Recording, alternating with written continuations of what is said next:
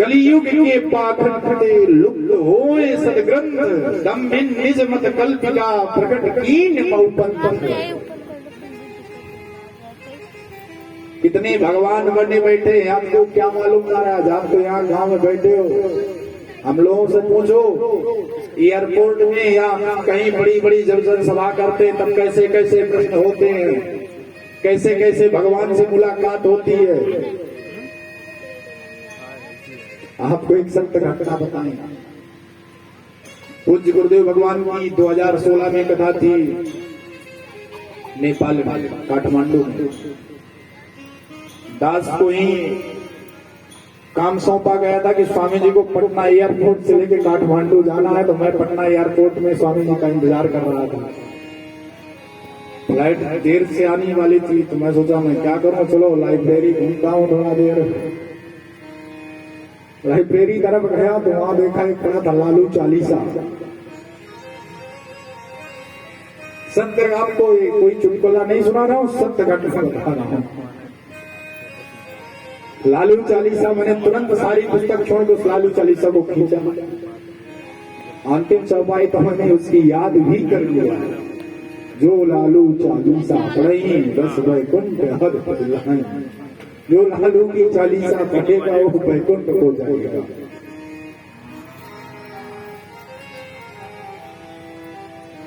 संतों ने इसीलिए प्रश्न किया कितने भगवान हुए, हमको प्रमाण चाहिए। ये तीसरा प्रश्न था महाराज। चौथा प्रश्न, आप कह रहे हैं भगवान जन्म नहीं लेते, अवतार लेते हैं। प्रमाण दीजिए, कितने अवतार लिए? 20 लिए, 21 लिए, 18 लिए, 24 लिए, 100 लिए, 1000 लिए, 1 करोड़ लिए, 1 अरब लिए, उसका प्रमाण चाहिए।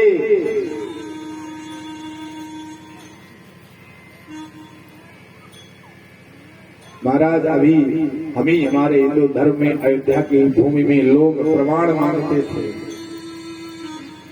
राम की जन्मभूमि अयोध्या है, इसका क्या प्रमाण है? मैं छत्तीसगढ़ में कथा कर रहा था, विशेष समुदाय की बहुत बड़ी बस्ती थी बगल में महाराज, पंडाल लगा हुआ था, खचाखच कम से कम 2,500-3 हजार श्रोता बैठे थे। हमने कहा देखिए, धर्म के विरुद्ध मैं कोई बात न सुन सकता हूं न कह सकता हूं।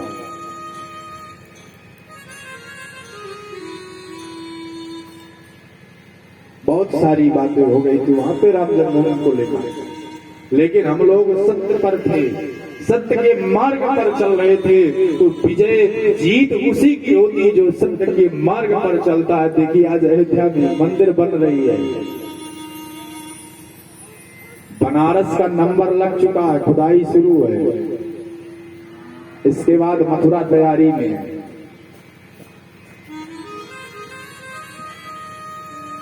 संतों ने पूछा कितनी अवतार की?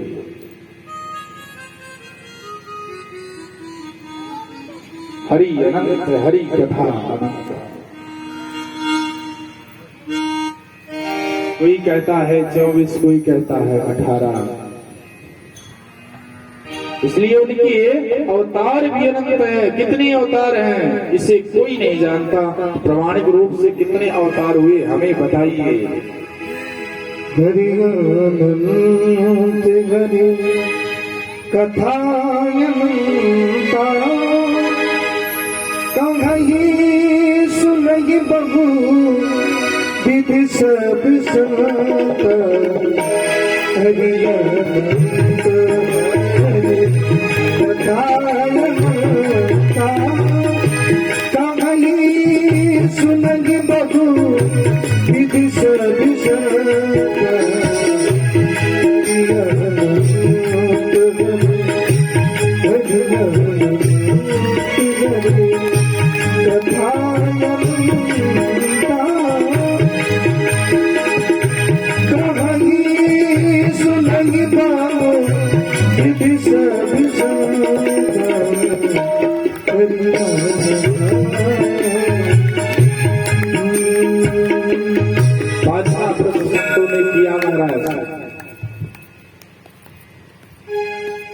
वक्ता श्रेष्ठ वही है जो छोटी सी बात को बड़ी बनाकर बोले। वक्ता वो उत्तम है जो बात को सूक्ष्म रूप में बताकर, गागर में सागर भरकर चाहिए। गुरुजी केवल समस्त शास्त्रों का सार ही सार बताइए, या समस्त शास्त्रों का सार क्या है? पुराण, इतिहास, उपनिषद, हिंदू धर्म में बहुत सारे शास्त्र, उपनिषद, वेद, पुराण हैं। समस्त शास्त्रों का सार क्या है? अतः साधोत्र यत्सारम समुद्रत्र मनीषया। बोले गुरुजी केवल सार ही सार बताइए। अरे उन लोगों का तो जीवन ही इसी के लिए था। 88,000 जो ऋषि बैठे थे उनको तो कथा ही सुनना था, उनको कोई दूसरा काम नहीं था। न उनको पंचायती का चुनाव लड़ना था, न बीडीसी का चुनाव लड़ना था, न विधायक की टिकट की आवश्यकता था। उनको इस सब से कोई लेना देना नहीं था। उनका केवल एक उद्देश्य था, सनातन धर्म कैसे आगे बढ़े, सनातन धर्म की रक्षा कैसे हो। उनका केवल जीवन सनातन धर्म के लिए था महाराज।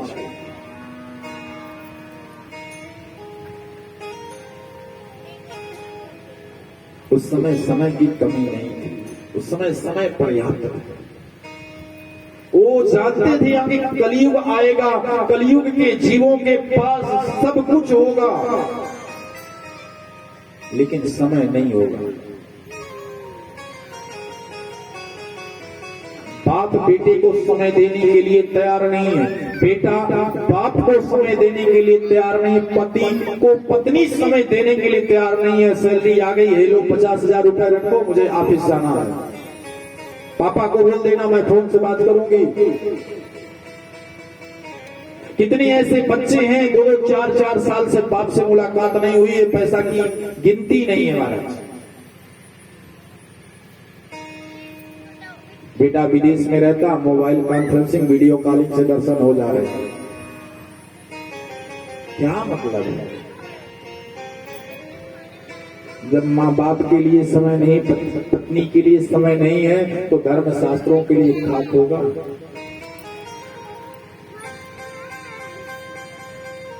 संत जन जानते थे महाराज आगे समय नहीं रहेगा, इसलिए उन्होंने कहा केवल सार ही सार बताइए।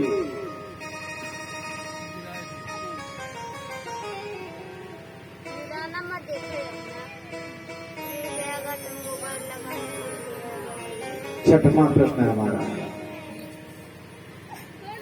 जब भगवान अपनी लीला को संपन्न करने के लिए आए, अपनी लीला संपन्न किए, संपन्न करने के बाद जब अपने गोलोक धाम को गए, तो धर्म किसकी शरण में गया? भगवान गीता में कहते हैं ना, धर्म संस्थापनार्थाय संभवामि युगे युगे। बोले मैं धर्म की स्थापना के लिए आता हूं और धर्म की स्थापना के लिए चला जाता हूं। संतों ने कहा मेरा प्रश्न है, भगवान धर्म स्थापना के लिए आते हैं, धर्म स्थापना के बाद जब चले जाते, धर्मः कं शरणं गतः, धर्म किसकी शरण में जाता है? भगवान के जाने के बाद धर्म दुर्बल हो जाता है।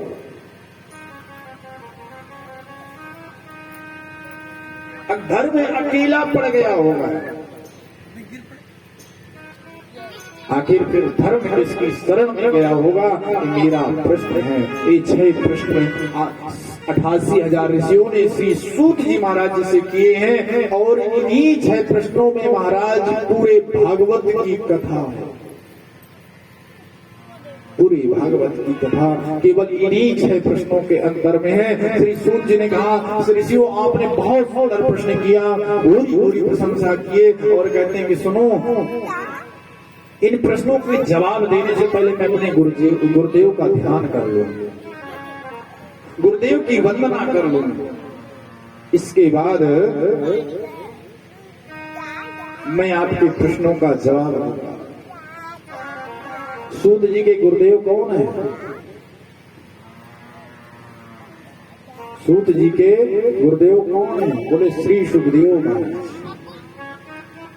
जो जन्म लेते ही वन को चले गए। ऋषियों ने कहा कि अरे महाराज, इनके बारे में तो मैंने सुना है। क्या? बोले जब जन्म लेकर जाने लगे ना, इनके पिताजी व्यास जी पुत्र पुत्र कह रहे थे। इनका इतना उच्च कोटि का वैराग्य था कि इनको कुछ सुनाई नहीं देता था। रास्ते से जा रहे थे, गुरु जी 16 वर्षीय थे। स्त्रियां कुछ तालाब में नहा रही थी और सुखदेव मुनि तो नंग धड़ंग थे। इनके तन में एक लगोटी भी नहीं थी, एक कपड़ा नहीं था। वो स्त्रियां आराम से स्नान कर रही थी, उनको कोई दिक्कत नहीं। लेकिन जैसे ही सुखदेव स्वामी निकल कर गए, पीछे से बूढ़े बाबा व्यास जी आए तो स्त्रियां जल्दी से अपना कपड़ा समेटने लगी, कपड़ा लगाने लगी। अरे बाबा आ रहे हैं। व्यास जी ने कहा, देवी मेरा जवान बेटा भी आपकी आंखों के सामने से गया, आपको लज्जा नहीं आई, आपको भय नहीं लगा। और इस बूढ़े को देखकर, इस बूढ़े की आंख में पूरा दिखाई भी नहीं देता, इस बूढ़े को देख के आप अपने आप को लज्जा महसूस करती हैं। उन देवियों ने कहा, बाबा आपको स्त्री और पुरुष में भेद लगता है, लेकिन आपका जो पुत्र गया है उसको स्त्री और पुरुष में कोई भेद नहीं है, वो भेद मानता है, इसलिए हम उसके सामने कोई लज्जा नहीं है। ऐसे भगवान श्री सुखदेव स्वामी, उनका आजकल की तरह वैराग्य नहीं था। हम लोगों को भी वैराग्य चढ़ता है कब? जब घर में हो खटपट, जब घर में हो खटपट तो चलो बाबा जी के मठ पर। सास बहू से रात में झगड़ा हुआ, सवेरे बैग तैयार किए, 10-20 जोड़ी कपड़ा डाले, सूटकेस तैयार किए, गाड़ी पकड़े, अयोध्या गए। 2-4 दिन रहे, इसके बाद फोन निकाले, ऑन किए, बहू पप्पू कैसा है? आपको बहुत याद करता। अच्छा ठीक है, फोन रखो, शाम को हम आ रहे हैं बिसानी। महाराज साहब को फिर टेम्पो पकड़े गए, क्या छोड़ के बिसानी आ गए। हम लोगों का आजकल का ये मरकट वैराग्य है। मरकट माने बंदर। बंदर एक डाली में थोड़ी बैठता, कभी इस डाली में कभी उस डाली में। लेकिन सुखदेव स्वामी का ऐसा वैराग्य नहीं है। उनका तो उच्च कोटि का वैराग्य है महाराज। व्यास जी पुत्र पुत्र कहते हैं। सुखदेव स्वामी के वैराग्य में उस वन के वृक्ष भी वैरागी बन गए। वहां से भी आवाज निकलने लगती है, पुत्र वापस आ जाओ, पुत्र वापस आ जाओ। अपने पुत्र को वापस लौटा नहीं सके व्यास जी। गुफा कमराओं में बैठकर व्यास जी भजन कर रहे हैं। यम प्रजंतमनुपेतमपेत कृत्यम द्वैपायनो विरह कातरया जुहावा पुत्रेति तन्मयतया तरवो विनेदो तम सर्वभूत हृदयं मुन्मानतोऽस्मि।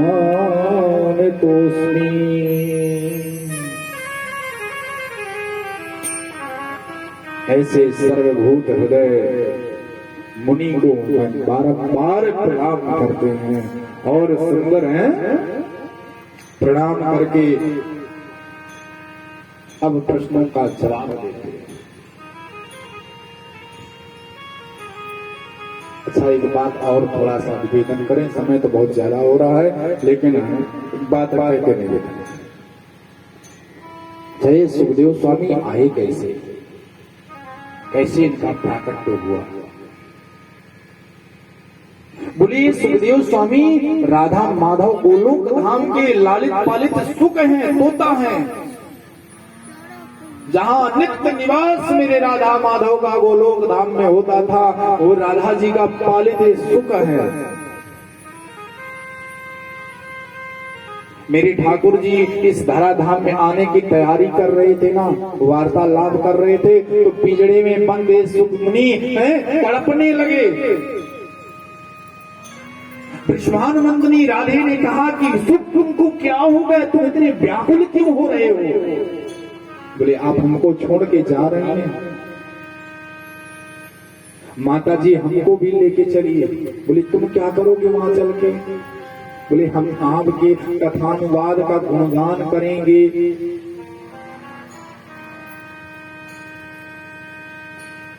राधे जी तैयार हो गए और उनको आदेश दे दिए ठीक है तुम मेरे से पहले जाओ। महाराज वही श्री सुख राधे जी का लालित पालित धराधाम में आ गए।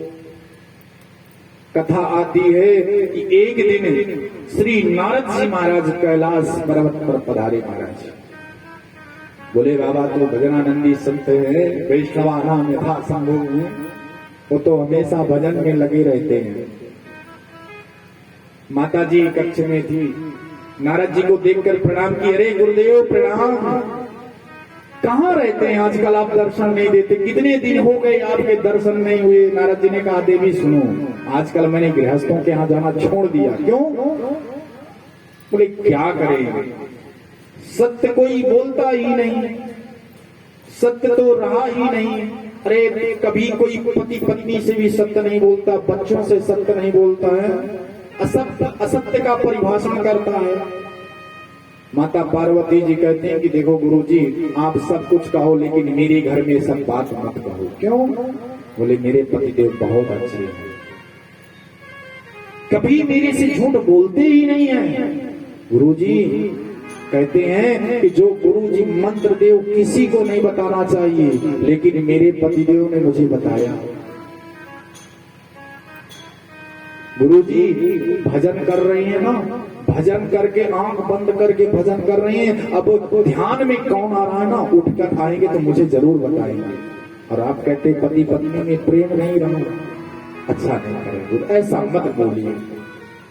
नारद जी ने सोचा कि देवी कुछ ज्यादा प्रशंसा भोले बाबा की कर रही है। तो नारद जी है, नारद का अर्थ होता है नारद, जिसकी बात कभी रद्द नहीं होती।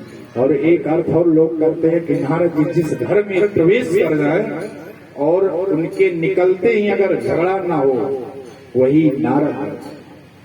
नारद जिसकी बात कभी रद्द ना हो। नारद जी की एक और विशेषता, नारद जी जिसको प्राप्त हुई उसको भगवान अवश्य प्राप्त हुई है, ये भी विशेषता है।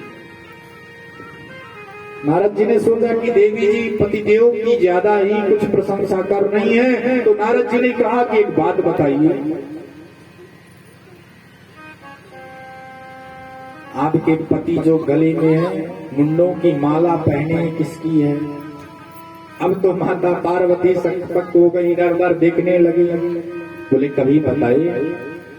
अरे आप जब से ब्याह कर आई हैं तब से पहने हुए हैं, ये आज कोई नई माला नहीं है, आपके आने से पहले वो माला पहने हैं, कभी आपको बताए? बोले नहीं। बोले खाक प्रेम करते हैं आपसे, हम इसीलिए कहते हैं। बोले देवी अब ऐसा है कि अब आप जानो, आपका काम जाने, मैं तो चला। अब तो वहां महाराज आग लगा के नारद जी वहां से निकले। बोले बाबा ने आंख खोल के देखे कि बाबा जा रहे हैं, समझ गए कि आज भोजन पानी मिलना मुश्किल ही है, चलो फिर भी चलते हैं। बाबा समाधि से उठ के कक्ष की तरफ आए। अब तो महाराज इधर है, आंखों से अंगारा देवी जी के बरस रहा है। देवी क्या बात है, नारद जी आए थे क्या? बोले हाँ, मेरे गुरु जी का नाम मत लिया करो, मेरे गुरु जी आए थे और आज मेरी आंख खोल के चले गए। क्या हुआ? पूछो क्या नहीं हुआ। इतना बड़ा कपट, इतने बड़े कपटी, इतनी प्रशंसा मैं अपने माता पिता से आपकी करती थी, मोहल्ले में करती थी, सहेलियों से करती थी, और आप मेरे साथ इतना कपट किए। देवी आप हमको कपटी बोल रही है? अरे आप कपटी नहीं, महाकपटी है। भोले बाबा ने कहा आखिर बात क्या है, बात बताओ। देवी जी कहती है ये मुंडों की माला किसकी है, कौन है, कहाँ की है।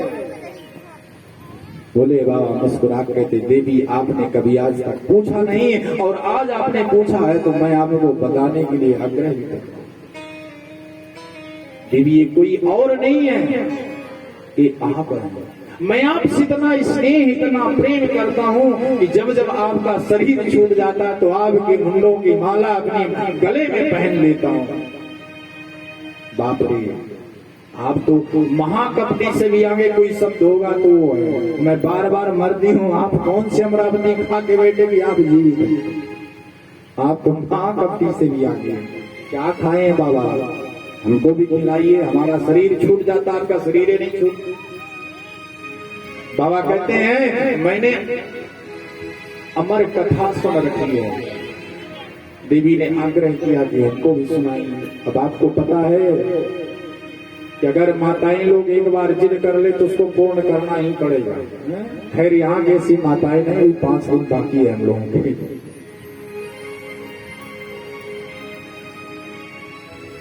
यहाँ की माताएं बहुत अच्छी, बहुत सेवा करती हैं।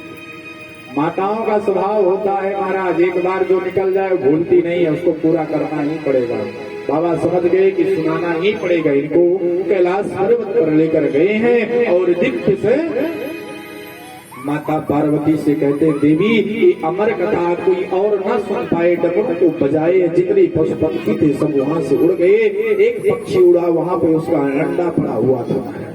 बोले बाबा सोचिए अंडे में क्या होगा। देवी को कथा सुनाने लगे। 10वें स्कंद तक की कथा माता जी को सुनाए हैं।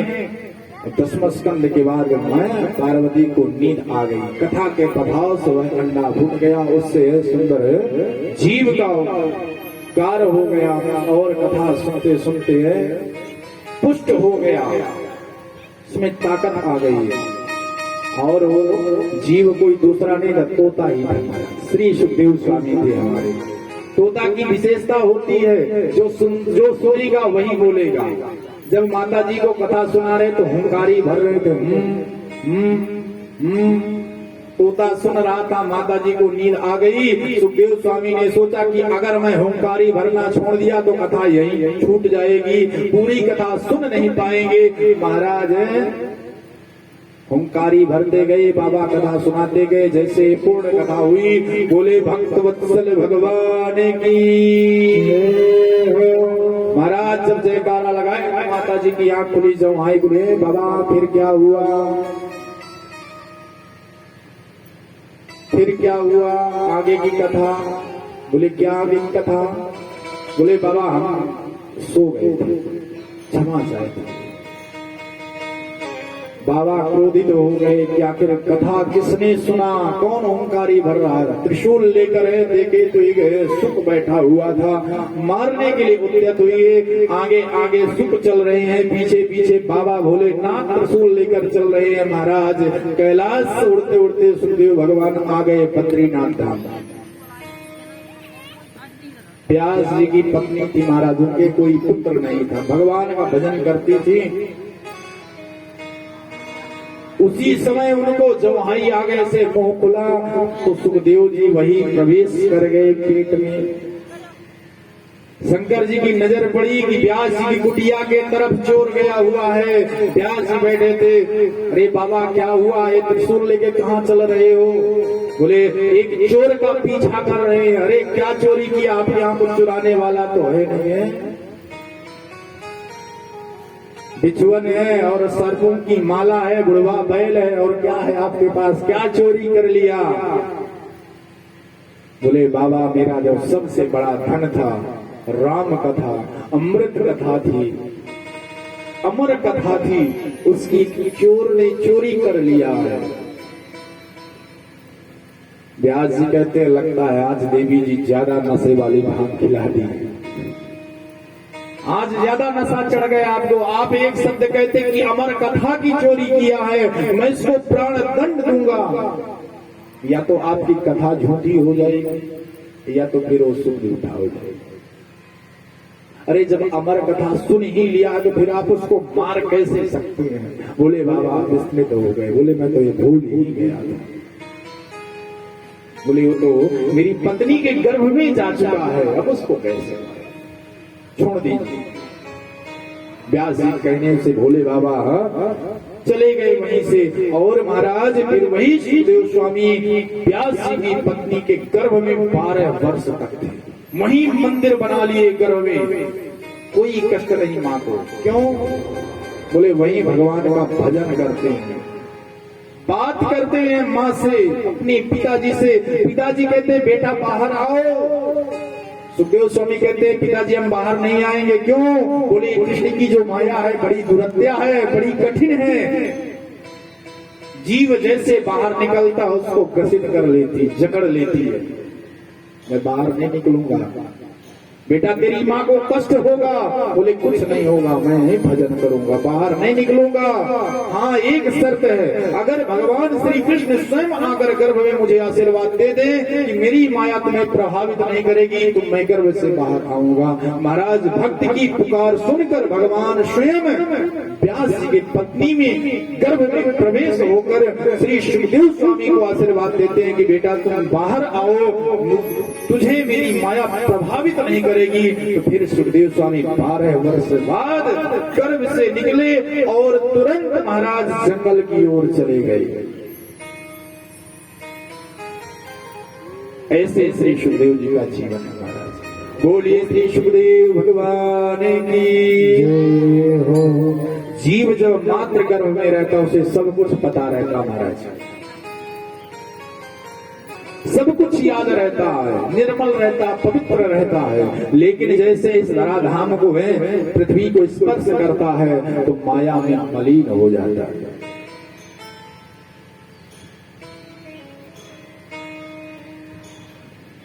भूमि परत ढावर पानी जीवन माया। भूमि परत ढावर पानी, परत ढावर पानी, जिम जीवही माँ पुतानी पुतानी, जिम जीवही माँ पुतानी पुतानी,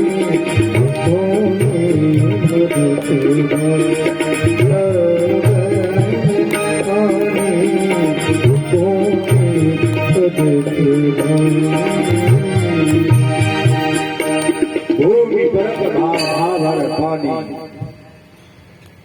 जैसे आसमान की बूंदें जब तक पृथ्वी को स्पर्श नहीं करती पवित्र रहता है, लेकिन जैसे पृथ्वी को स्पर्श करते हैं मलिन हो जाता है, मिट्टी। लेकिन सुखदेव स्वामी महाराज गर्भ में पवित्र थे, गर्भ से बाहर निकलने के बाद भी भगवान की माया उनका कुछ कर नहीं पाई। क्यों? माया को सब कोई भजे, माधव भजे न कोई। जो कदापि माधव भजे तो माया चेरिन होय। हम लोग दिन रात माया को भजते हैं, माधव से कोई मतलब नहीं है, इसलिए हर समय माया का डर लगा हुआ है। लेकिन अगर हम माधव को भजेंगे तो फिर माया का डर समाप्त हो जाएगा। क्यों? माधव की चेलिन है माया। अगर हमारा है मुख्यमंत्री से अच्छा संबंध है, जान पहचान है, तो ईएम डीएम जितने हैं, कलेक्टर ये सब आते जाते रहते, कोई डर नहीं लगता हमारा, कोई भय नहीं। एक बार फोन घुमा देंगे, ले बात चलता, जी सर जी सर जी सर। इसके अलावा उसे कोई शब्द ही नहीं निकलेंगे, लेकिन कॉन्टेक्ट ऊपर होना चाहिए। इसलिए अगर हमारा संबंध भगवान से अच्छा है तो फिर हमारी माया कुछ बिगाड़ नहीं सकती। ऐसे श्री सुखदेव स्वामी का संबंध भगवान से, स्वयं भगवान स्वरूप।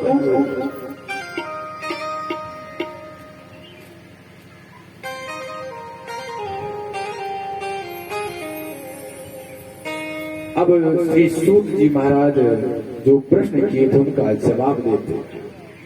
सूत जी का उत्तर है, मनुष्य के लिए सर्वोत्तम धर्म क्या है?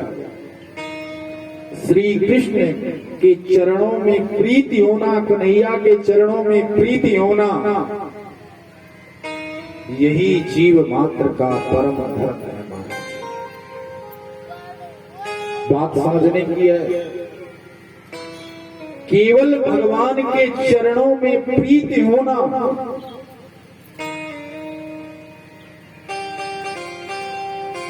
ये जीव मात्र का परम धर्म है। वो प्रीति कैसी हो? प्रीति में कोई कामना ना हो, प्रीति में कोई कामना ना हो, ऐसी प्रीति जीव की हो, यही जीव का परम धर्म है। अब आप ये मत समझो कि महाराज जी कह रहे भगवान मात्र से प्रेम करना जीव का धर्म है, तो माता पिता भाई बंधु पड़ोसी को एक बांस उठाएं और चार चार बांस लगाना शुरू करें, ऐसा नहीं है। बात समझिए, एक कन्या का विवाह, भाई धीरे रखिए, हल्का सा नीचे बैकग्राउंड, बाकी धीरे रखिए। बोलिए भक्त वत्सल भगवान की। एक कन्या का विवाह होता है, अपने ससुराल जाती है, तो उसका उद्देश्य होता है उसका पति। क्या उद्देश्य उसका होता है? पति। लेकिन उद्देश्य के साथ साथ उस घर में सास ससुर भी रहते, देवर देवरानी जेठ जेठानी और सारा परिवार रहता है। तो कन्या का धर्म है कि पूरे परिवार को मिलाकर चले, लेकिन प्रेम उसका पति से होना चाहिए। और पति से प्रेम कैसा हो? केवल साड़ी और गहना खरीदने के वक्त में उसके पास प्रेम नहीं होना, निरंतर प्रेम होना चाहिए उसका। पैसा दे तो भी प्रेम, न दे तो भी प्रेम।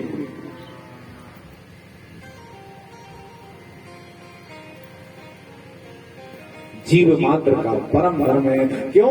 बोले धीरे धरे कर यह फल भाई, भजिए राम सब काज बिहाई। धीरे धरे घर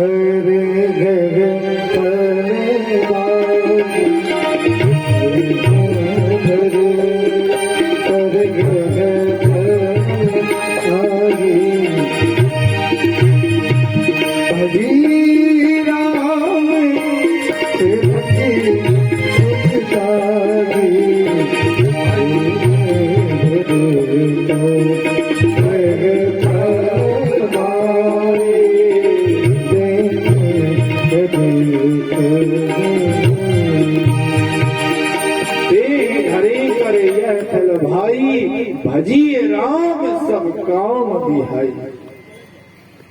इस शरीर हमको जो मिला है, ये वासना के लिए, सोने के लिए नहीं मिला है, भजन के लिए मिला हुआ हमारा, भोग के लिए नहीं है।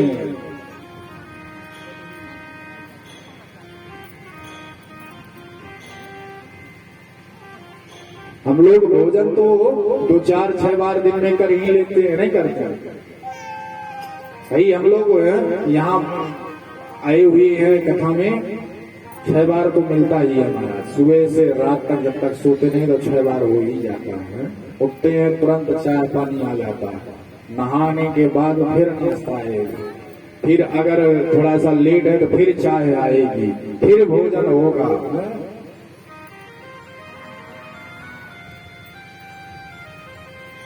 लेकिन भगवान का भजन करने के लिए कहो तो कभी इधर सलकेंगे, कभी इधर सलकेंगे, कभी जो वहीं आएंगे। वास्तविकता में ये शरीर जो भजन के लिए है, इसलिए जीव का परम धर्म है भगवान का भजन करना। दूसरा प्रश्न है था हमारा कि मंदिर में पूजा करने जाते हैं तो श्रेष्ठ देवता कौन है? सूत जी ने बड़ी सुंदर बात कही है कि निंदा कभी किसी की मत करो, निष्ठा हमेशा एक में करो। हम ये समझे यथा तरोर मूलम निषेचनेन तृप्यंत स्कंद भुजोपशाखा। हम अगर पत्ते पत्ते में जल देने के लिए सोचेंगे तो संभव नहीं है। अगर वही जल हम पेड़ की तना में है, जड़ में देंगे तो महाराज फल भी सुंदर होगा, पत्ते भी हरे भरे रहेंगे, तना भी मोटा हो जाएगा। एक ही साधे सब सधे, सब साधे सब जाए। अनन्यास चिंतो माम ये जना परिपासते तेषां नित्याभियुक्ता नाम योगक्षेमं वहाम्यहम्। कथा कह रही है कि निंदा किसी की मत करो। आप मंदिर जाओ, खूब दुर्गा जी की सेवा करो, शंकर बाबा की सेवा करो, हनुमान जी की सेवा करो, लेकिन अंत में एक बात जरूर कह दो, बाबा मेरा राम जी से प्रेम करा दो, मुझे उस वृंदावन टेढ़ी टांग वाले से मिलन करा दो ना। आपसे और कुछ आशा नहीं है, केवल एक ही आपसे आशा है कि अयोध्या नाथ का मिलन करा है। पूजा हनुमान जी की कर रहे हैं और प्रेम राम जी से कर रहे हैं, किसी की बुराई भी नहीं हुई, काम भी हमारा बन गया। तीसरा प्रश्न है महाराज, भगवान का नाम जन्मा है तो प्रभु ने जन्म कैसे लिया? सूत जी कहते हैं प्रभु का जन्म नहीं होता, प्रभु का तो अवतार होता है। परमात्मा के भिन्न भिन्न अवतार होते हैं। कब अवतार होता है? कहते हैं कि जब जब होई धर्म की हानि, बाढ़े असुर अधम अभिमानी, तब तब प्रभु धरि विविध शरीरा। जब होगी धर्म की हानि, जब होगी धर्म की हानि, बाढ़ी असुर अधम अभिमानी, तब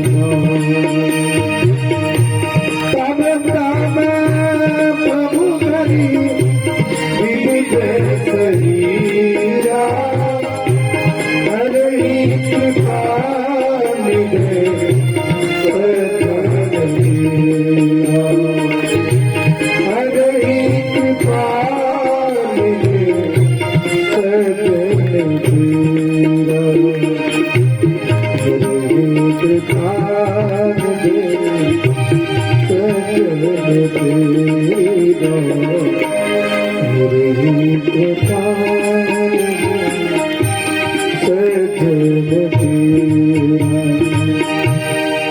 भगवान के महाराज अवतार को अनंत है, हरि अनंत, हरि कथा अनंता, लेकिन भगवान कहाँ है? बोले भक्त की जहाँ हाँ है वहीं भगवान है। उपनिषद कहता है ईशावास्यं सर्वं यत्किंचित् जगत्यां जगत्। मेरी हर साल कथा पंजाब में होती है बटिंडा में, तो हम लोग जाते तो एक अखबार आता है पंजाब केसरी। पंजाब केसरी के पृष्ठ पृष्ठ में ये शब्द लिखा रहता है उपनिषद का वाक्य, ईशावास्यं सर्वं यत्किंचित् जगत्यां जगत्। परमात्मा इस जगत के प्रत्येक कण कण में विद्यमान है।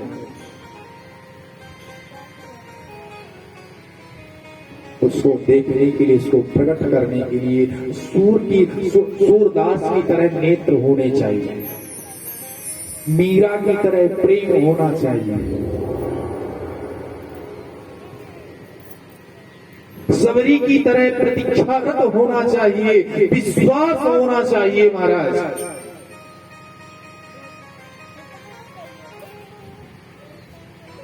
लोग कहते भगवान अब नहीं, अरे तुमको विश्वास नहीं है जी, तुमको प्रेम नहीं है। प्रेम कोई साधारण काम नहीं है महाराज। प्रेम अपने आप में स्वयं बहुत पवित्र होता है महाराज। प्रेम अपने आप बहुत पवित्र होता है। प्रेम कहीं भी घटे वो पवित्र ही रहता है।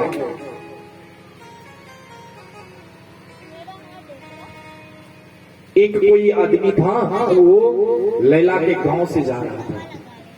लैला ने कहा, हे सुनो सुनो, कहाँ जा रहे हो? बोले मैं मजनू के गांव जा रहा हूं। लैला ने कहा, सुनो, तो मजनू से कहना मैं उसको बहुत प्रेम करता हूं। अरे जब मैं उससे मिला था तो ऐसा लगा जैसे आसमान से चांद उतर आया था। प्रेमी को छेड़ने की देर रहती है महाराज। अरे सुनो, ये बात कह देना, अरे सुनो तुम ये बात कह देना, अरे सुनो तुम ऐसा बोलना। उस भाई ने कहा सुनो, अब मुझे कहने की जरूरत नहीं है, मजनू का गांव आ गया, तुम्हें खुद जाके कह दो। प्रेमी को पता ही नहीं चलता कि मैं कहते कहते कहां पहुंच गया महाराज।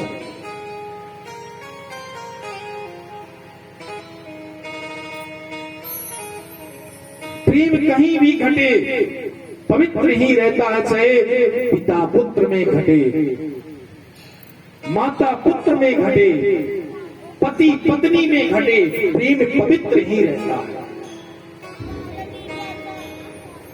माचिस की तीली में आग है, उस आग से हम राधा माधव के नाम का दीपक जला दें, उस प्रेम रूपी तीली से राधा माधव के प्रेम का दीपक जला दें तो दीपक जल जाएगा। अगर वह प्रेम उस तीली में के रूप में ही रह गया, दीपक नहीं जला पाए तो तीली भी जल जाएगी, उस तीली के साथ साथ हम भी जल जाएंगे। ये प्रेम हमारा उत्पन्न, बात समझने की है, समझना, प्रेम तो हमारा उत्पन्न होता है। हम अपने पिता से प्रेम करते, अपनी बहन से प्रेम करते, अपनी पत्नी से प्रेम करते हैं, लेकिन वो अगर प्रेम पिता पत्नी पुत्र में ही रहा तो महाराज हम दोनों मोह माया में समाप्त हो जाएंगे। कथा कहती है वही प्रेम जो माता पिता पुत्र पत्नी में घट रहा है, वो प्रेम हम भगवान में प्रकट कर दें तो एक दिन हमारा जीवन धन्य हो जाएगा, उस माचिस की तीली की तरह। भगवान तो हर जगह है। सूत जी कहते हैं मुख्य रूप से भगवान के 24 अवतार हुए महाराज। पहला अवतार हुआ सनक सनंदन सनातन सनत कुमार, दूसरा अवतार हुआ महाराज, तीसरा संत नारद, चौथा नर और नारायण, पांचवा भगवान कपिल देव जी के रूप में, छठवां दत्तात्रेय, सातवां यज्ञ भगवान, आठवां श्री ऋषभ देव, नौवां श्री पृथु जी, 10वें श्री मत्स्य अवतार, 11वें कक्षप अवतार, 12वें धन्वंतरी अवतार और 13वें मोहिनी अवतार, 14वें श्री नरसिंह भगवान अवतार, 15वें श्री वावन सरकार, 16वें नंबर पे श्री परशुराम जी, 17वें नंबर पे महर्षि वेद व्यास जी, 18वें नंबर पे आदरणीय मेरे श्री अयोध्या,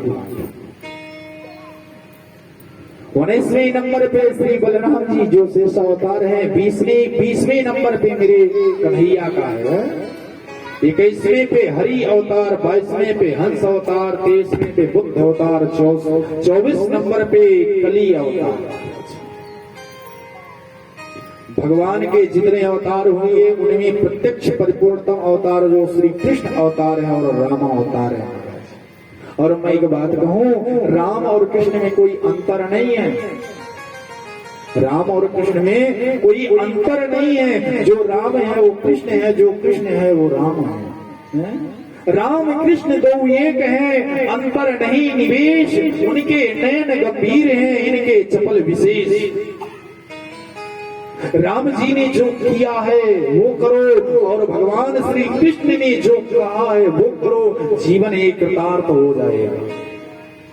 हम लोग कभी कभी कथा में जाते हैं तो वृंदावन के वक्ताओं से भी है अपना संबंध है, बहुत अच्छा है, तो कभी कभी वृंदावन और अयोध्या का टकराव होता है।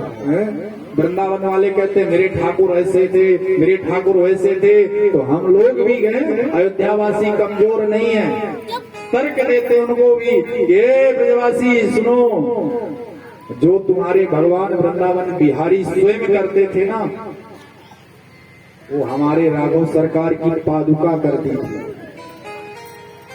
उदाहरण जबरदस्त है, भगवान चित्रकूट में बैठे थे, कहां थे? चित्रकूट में 14 वर्ष का वनवास हुआ, भरत जी तैयार नहीं थे राज सत्ता सौंपने के लिए। नहीं हमें सत्ता संचालन नहीं कर पाएंगे, आपका है आप चलो, जिद पे अड़े थे। भरत जी जब ज्यादा जिद किए तो मेरे रघुनंदन ने अपने पादुका ही प्रदान कर दिए कि आपको इससे बल मिलेगा, शक्ति मिलेगा। महाराज अयोध्या में वो पादुका 14 वर्ष तक सारा काम संभाली, पूरे राजपाट का काम की। भरत जी महाराज तो नंदी ग्राम में बैठे थे। अब बताइए कौन बड़ा है? मेरे राम जी बने हैं कि ठाकुर जी कृष्ण जी बने? अरे खूब नोक झोंक होता है महाराज। वृंदावन ब्रजवासी कहते कि अरे अयोध्या में था ही क्या है, चूड़ा सतुआ के अलावा कुछ था ही नहीं। अरे मेरे ठाकुर से पूछो, राजभोग है, रसगुल्ले रसमलाई है, दही माखन है, छीका छीक खाते थे, और राम जी तुम्हारे हैं सतुआ और चूड़ा खा के ही रह गए। खूब भोग, लेकिन अंदर कोई नहीं।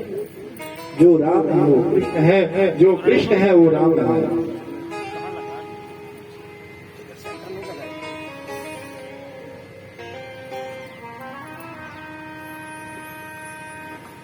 बोलिए भक्तवत्सल भगवान की जय हो।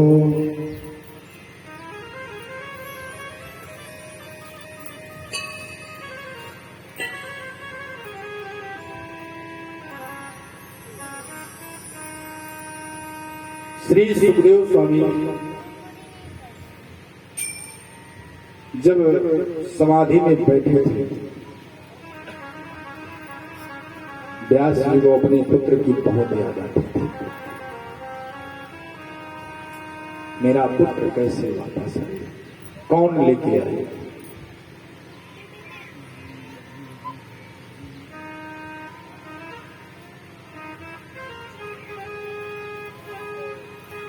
इतना याद आता था भाई, कैसा भी हो, किसी का अगर पागल पुत्र भी घर छोड़ के चला जाए, क्या उसकी याद नहीं आती।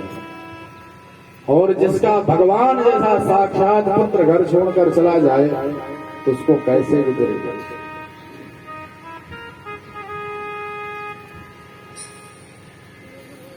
संतों ने पूछा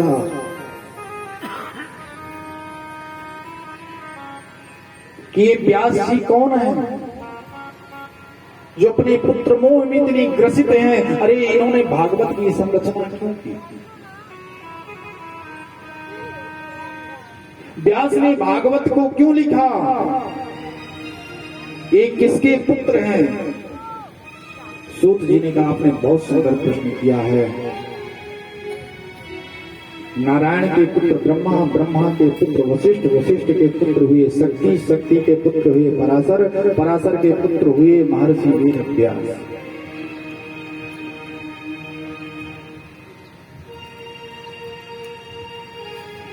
आप ध्यान दें, थोड़ा विषय गंभीर है।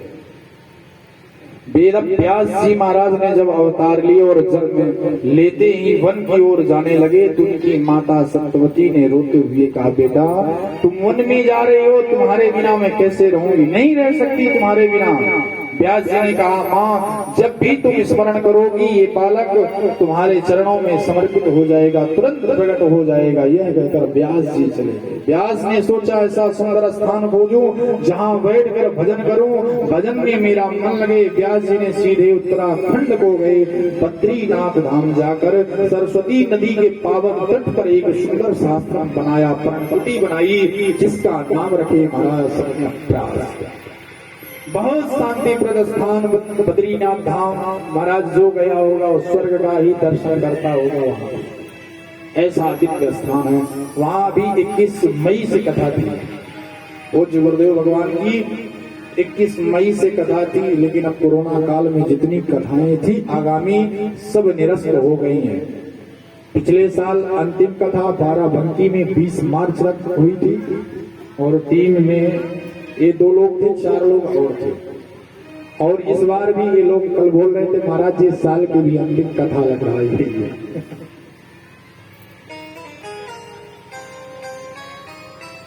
व्यास जी ने देखा दुनिया नाच रही है, खाना पीना सोने में मस्त है।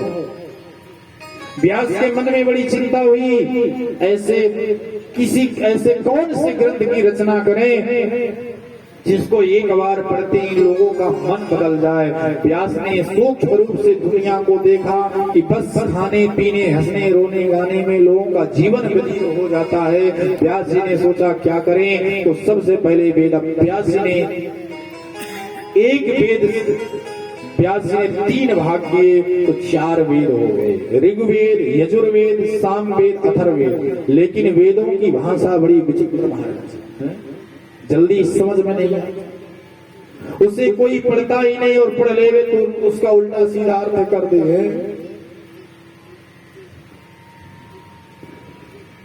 व्यास जी के मन में बड़ा उद्योग हुआ। उन्होंने 4 वेद तो लिख दिए, लेकिन उनके मन में अभी भी संतुष्टि नहीं है।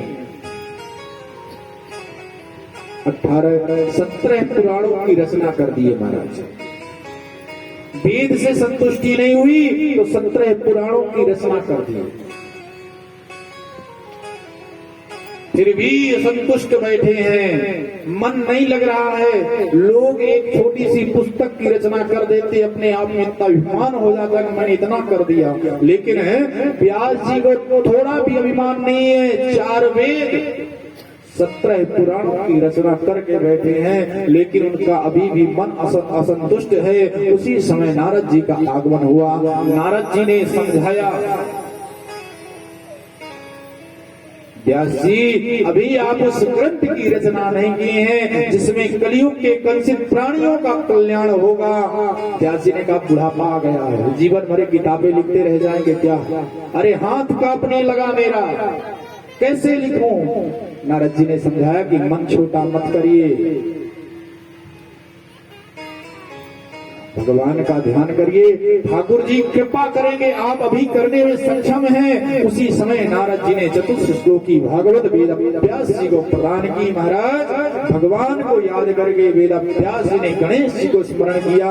व्यास जी बोलते जा रहे हैं, गणेश जी लिखते जा रहे हैं, और सुंदर यह 18वां पुराण 18 4 श्लोकों की संहिता वेद व्यास जी ने तैयार कर दी। परमहंसों की संहिता है, किसी परमहंस को ही प्रदान किया जाए, लेकिन ऐसा व्यास जी ने नहीं किया। व्यास जी ने सोचा कि किसको दिया जाए। उस पुत्र की याद जिस पुत्र की आ रही थी, उस पुत्र को कैसे बुलाया जाए, कैसे उसको इस शास्त्र को पढ़ाया जाए, इस पुराण को पढ़ाया जाए। कुछ शिष्यों को महाराज भागवत जी के श्लोक रटाकर भेज देते हैं।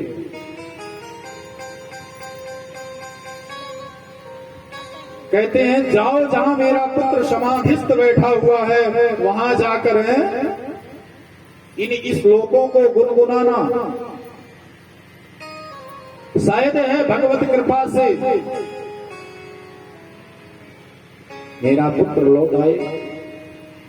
जहां सुखदेव जी समाधिस्थ बैठे थे वहीं पर गए हैं, और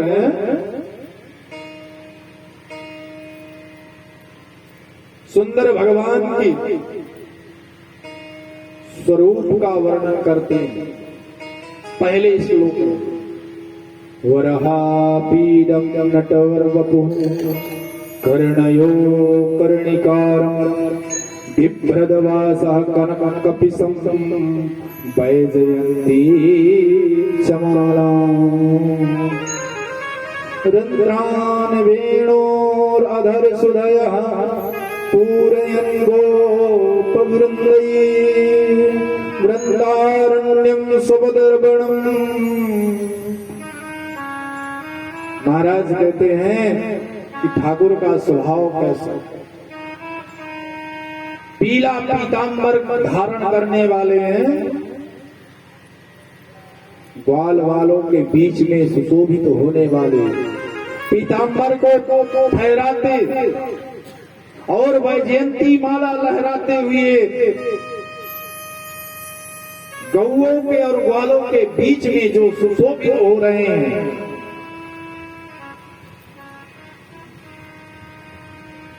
ऐसे श्री ठाकुर है मेरे। जैसे ही भगवान के स्वरूप के बारे में श्री सुखदेव स्वामी जी ने सुना, तुरंत अपनी नेत्रों को खोल दिए और मन में सोचने लगे, ये स्वरूप तो देखने लायक है। फिर बाद में सोचते हैं कि जिसका स्वरूप अच्छा रहता है, बाहर से अच्छा रहता है, वो अंदर से भी अच्छा होगा क्या? जरूरी नहीं है। डेंटिंग पेंटिंग अच्छी हो जाती है, लेकिन अंदर मकान खोखले रहता, कमजोरे रहता है। तब तक उन शिष्यों ने दूसरा श्लोक गा दिया भगवान के स्वभाव के बारे में। वरहा पीडम नटवरवपुः कर्णयो कर्णिकारम् अहो बकीयं स्तनकालकूटं जिघांसयापाय यदाप्तसद्भिः। अहो बकीयं, बकासुर की बहन पूतना महाराज, अपने स्तनों में कालकूट विष लगाकर भगवान को मारने के लिए आई थी। लेकिन धन्य है कृपालु जो उसके हैं पापों पर पर्दा डाल के धात्रोचित गति, जो गति कई वर्षों बाद माता यशोदा को मिली होगी, वो गति उसी समय उस पूतना को प्रदान कर दी। कम्वा दयालु शरणम रजेम। अरे कौन होगा ऐसा दयालु, ऐसा कृपालु मेरे भगवान के सिवा और कौन हो सकता है?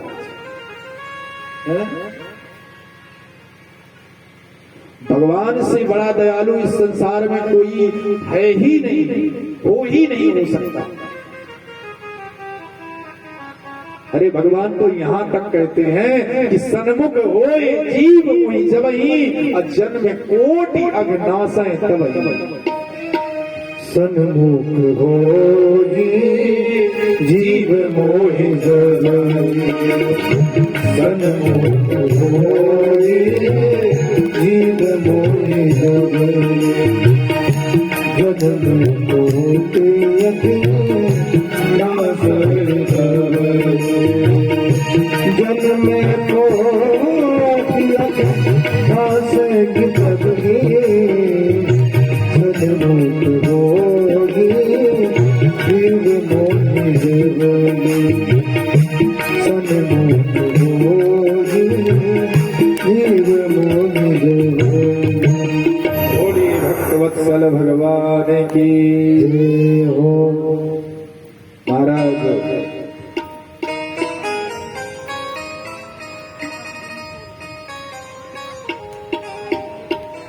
सन्मुख होए जीव मोहि जबहि, जन्म कोटि अघनासय तबहि। बड़ी विचित्र बात भगवान ने कह दिया है। इसी बात को लेकर मेरे राम जी से सुग्रीव ने लड़ पड़ा महाराज।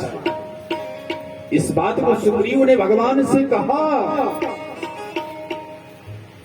कि आप तो कहते हैं कि सन्मुख होए जीव मोहि जबहि, जन्म कोटि अघनासय तबहि।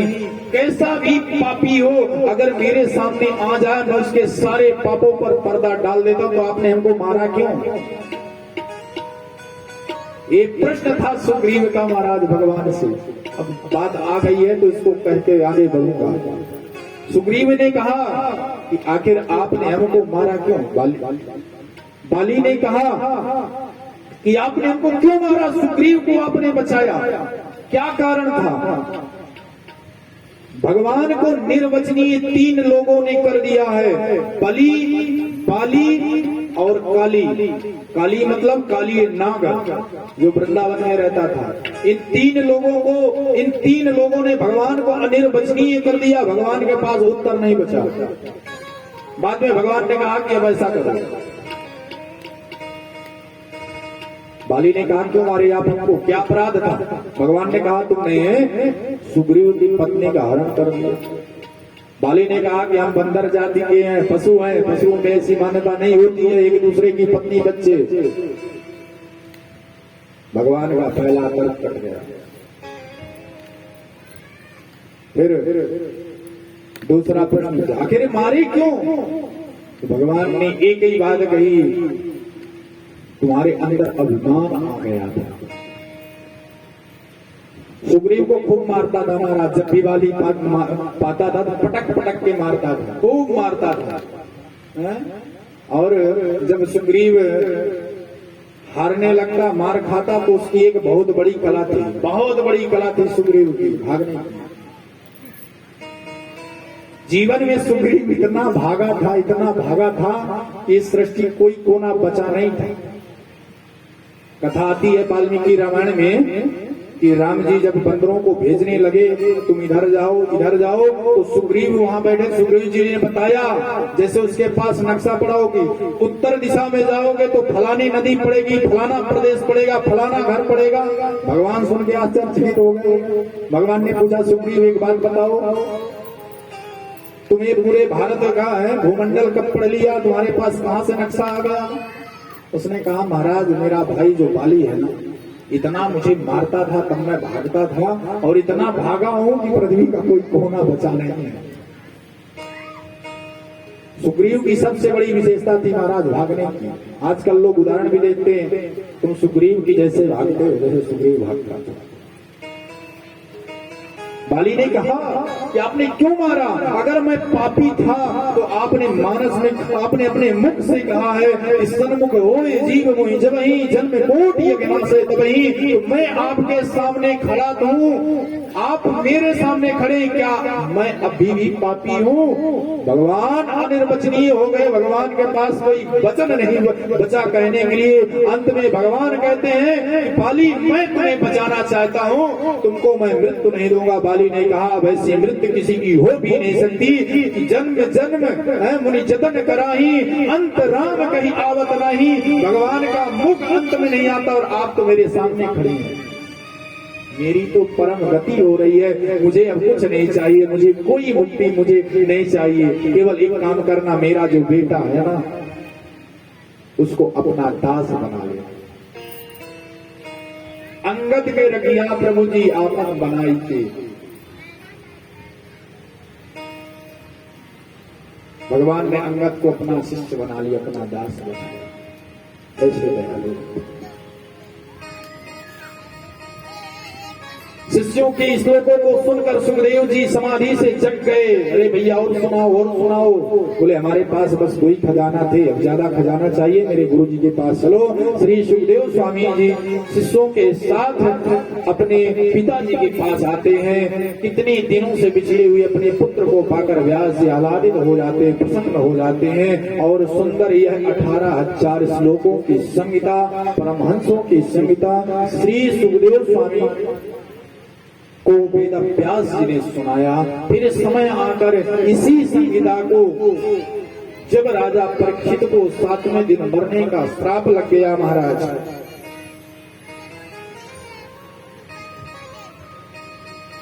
तो श्री सुखदेव स्वामी आकर यही संहिता सुनाई थी।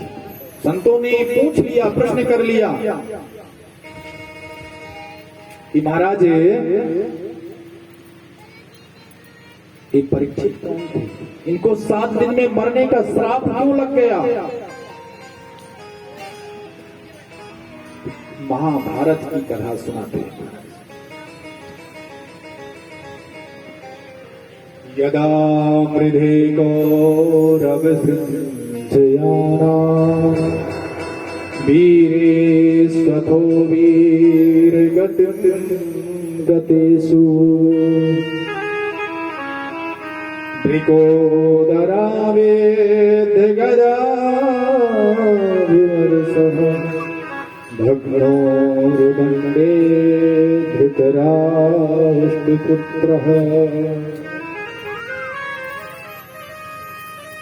ये उस समय की बात है महाराज, महाभारत का अंतिम युद्ध चल रहा था। कौरवों की सारी सेना मारी गई थी। अंतिम में केवल दुर्योधन बचा था।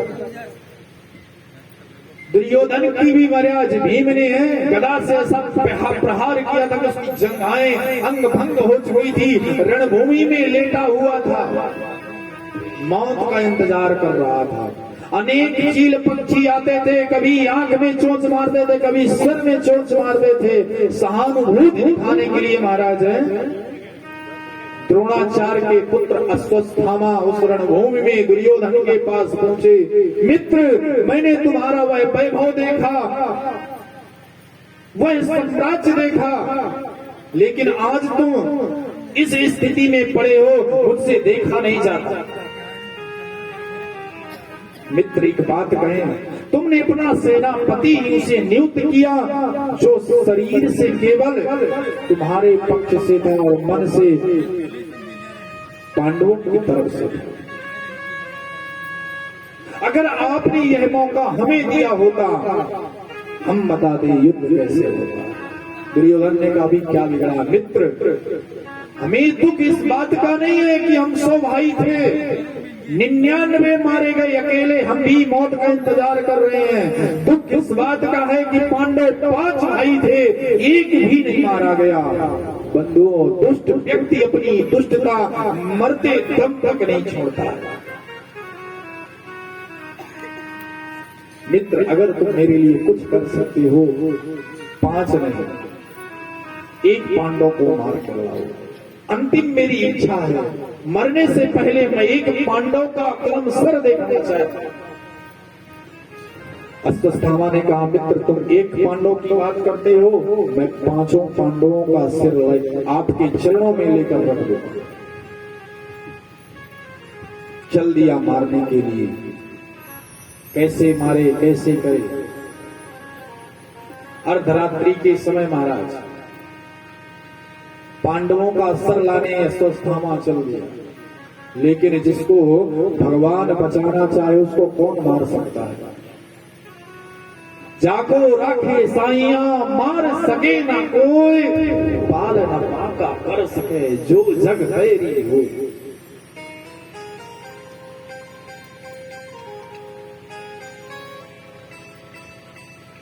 भगवान 5 पांडवों के पास गए, बोले क्या कर रहे? बोले सोने जा रहे हैं। बोले सोने का समय? अरे हम लोग इतना बड़ा युद्ध जीते हैं, चलो कहीं विजय जश्न मना के आते हैं, बाहर चलते हैं। 5 पांडवों को भगवान श्री कृष्ण उठा के लेके चले गए शिविर से बाहर। जो 5 पांडवों की सैया थी और 5 पांडवों के द्वारा जो उत्पन्न पुत्र थे, उन्हीं की सैया में महाराज लेट गए।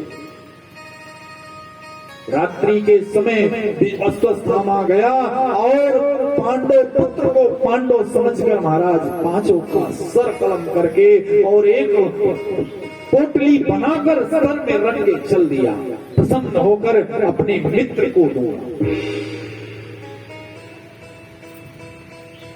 दुर्योधन देखा मित्र आ रहा है, लग रहा है सचमुच 5 पांडवों को सर लेके आ गया। बहुत प्रसन्न हुआ, खूब प्रसन्न हुआ। जैसे ही अश्वत्थामा ने पास में वह पोटली रखी, खोले, देखे ये तो पांडव नहीं, तो पांडव पुत्र हैं। बाप रे, पांडव पुत्र तो पांडव तो बच गए, तो पांडव पुत्र हैं। अगर पांडव जीवित हैं तो अब हमको जीवित नहीं छोड़े।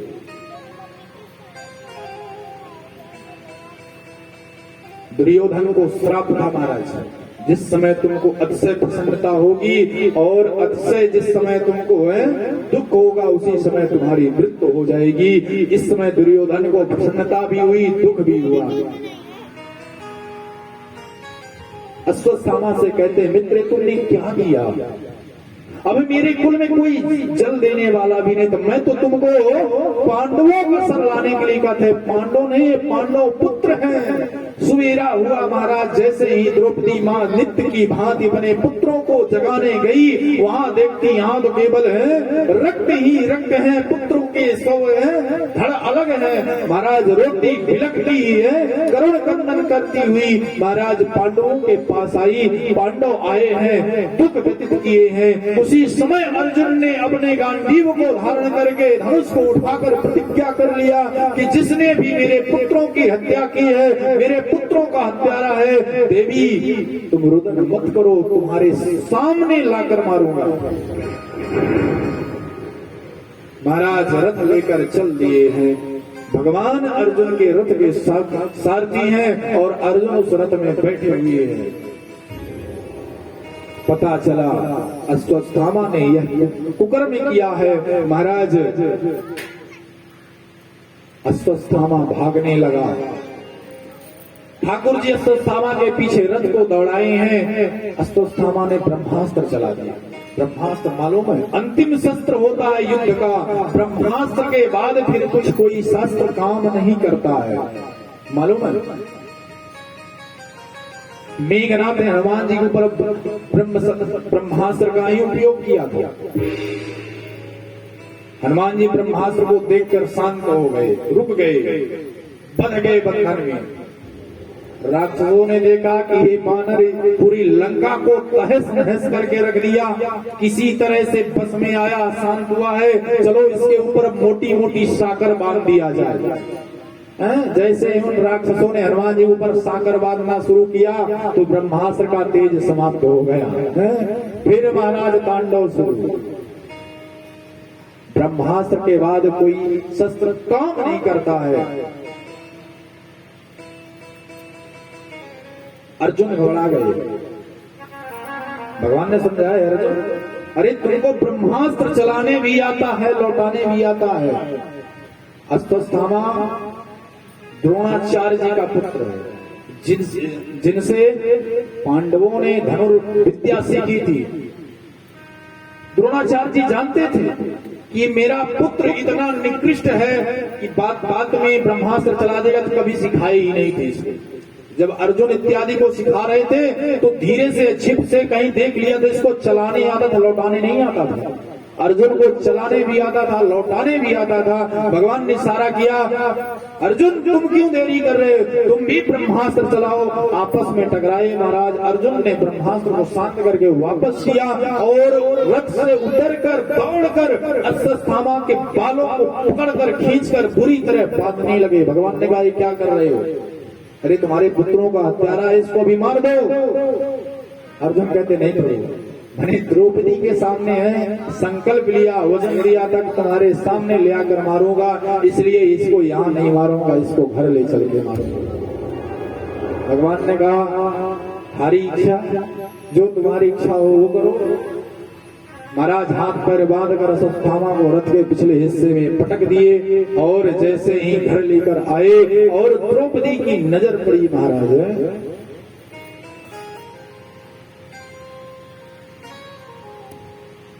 मुच्चताम में से, अरे अर्जुन छोड़ो छोड़ो, ये क्या कर रहे हो? ये कौन है, तुमको पता है? अरे ये तो गुरु पुत्र है, इसको क्यों मारे हो? देवी तुम नहीं जानती हो, तुम्हारे पुत्रों को हत्यारा है। द्रौपदी करुण क्रंदन कर रही है और अश्वत्थामा के बंधन को छोड़ रही है। पुलिस को मारने से क्या मेरे पुत्र वापस आ जाएंगे? क्या इसको दंड देने से मेरे पुत्र पुनः वापस मेरे गोद में आ जाएंगे? नहीं अर्जुन, ऐसा नहीं हो सकता। ये गुरु पुत्र है, पुत्र ही पिता के रूप में परिवर्तित होता है। तुम्हारे गुरु जी तो रहे नहीं, लेकिन गुरु पुत्र इसको क्यों मारते? इसकी माता जो कृपी, क्या उसके दिल में गुजरेगी? मैं जानती हूं कि माँ का दर्द पुत्र के मर जाने से कैसा दर्द प्रकट होता है। छोड़ दो छोड़ दो छोड़ दो। मुच्चताम ब्राह्मणो नितराम गुरु सरहस्यो धनुर्वेदा सभी सर्गोपसंशया। अरे जिनसे तुमने धनुर्विद्या सीखी है, उन्हीं के पुत्र को तुम मार रहे हो। युधिष्ठिर जी महाराज जी की नजर पड़ी, उन्होंने कहा, देखो अर्जुन, ये अंतिम समय है, बुढ़ापा में कुछ गड़बड़ मत कर देना है, शास्त्रों के विरुद्ध कोई काम मत करना।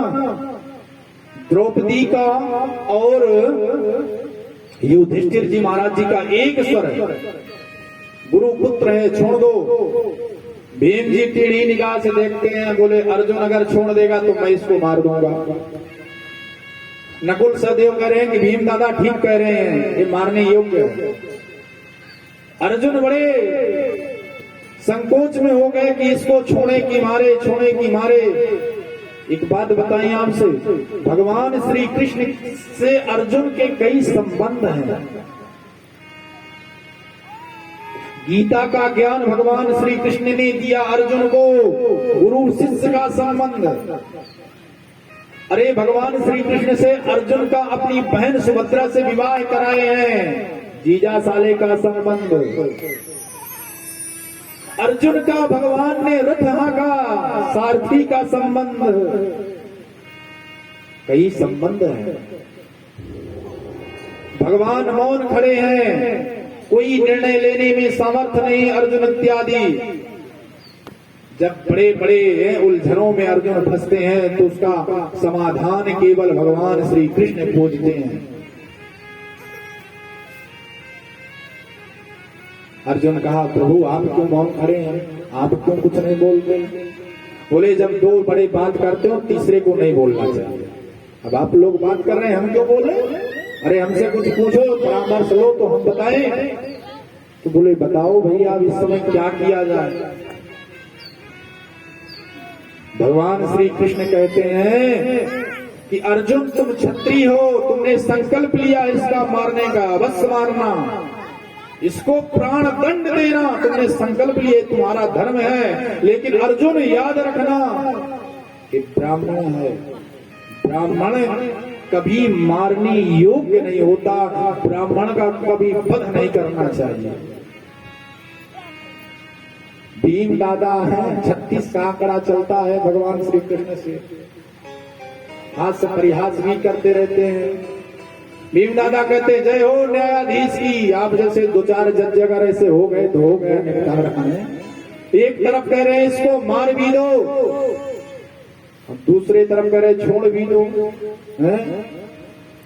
गुरु पुत्र है मारने योग्य नहीं, ब्राह्मण है मारने योग्य नहीं, और आप छत्री हो छोड़ना भी नहीं।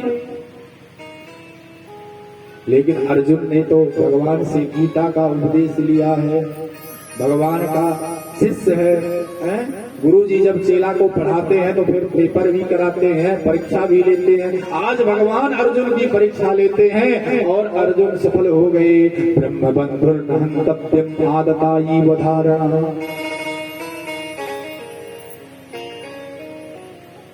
अश्वत्थामा के मस्तक में चमकती हुई मणि दिखी, अर्जुन गया 2 तमाचा लगाया और उस मणि को निकाला, सिर से धक्का मार के अश्वत्थामा को निकाल दिया।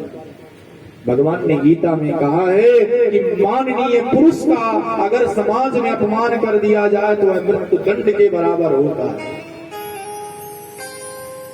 अर्जुन ने वही किया। अरे अश्वत्थामा को तो अर्जुन का शुक्रगुजार होना चाहिए ना। काम तो उसने मृत्यु दंड का किया, लेकिन थोड़ी सी है, मणि ही तो छीनी थी, 2 थप्पड़ मारा था, क्या हुआ, भूल जाना चाहिए था। लेकिन इस दुष्ट ने ऐसा नहीं किया, मन में सोचते जा रहा है बदला लेकर मानूंगा, इनके कुल में अब कोई पानी देने वाला नहीं छोड़ूंगा, मेरा भी नाम अश्वत्थामा नहीं महाराज।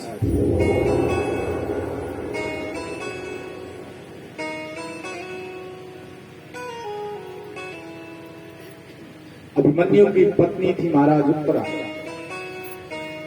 उत्तरा गर्भवती थी। एक जगह बैठकर अश्वत्थामा सोच रहा था, अरे इनके घर में तो 5 पांडव थे, उनको तो मैंने गला कर दिया, अब कोई बचा ही नहीं, अब कौन बचा इनके कुल में पानी देने वाला। बाद में अश्वत्थामा ने सोचा कि जब अभिमन्यु को चक्रव्यूह में मारे तो उसकी पत्नी सती नहीं हुई, क्यों? बोले वो तो गर्भवती थी। दुष्ट व्यक्ति विचार कर गया और सोचा कि उत्तरा के गर्भ को ही अब समाप्त कर दे।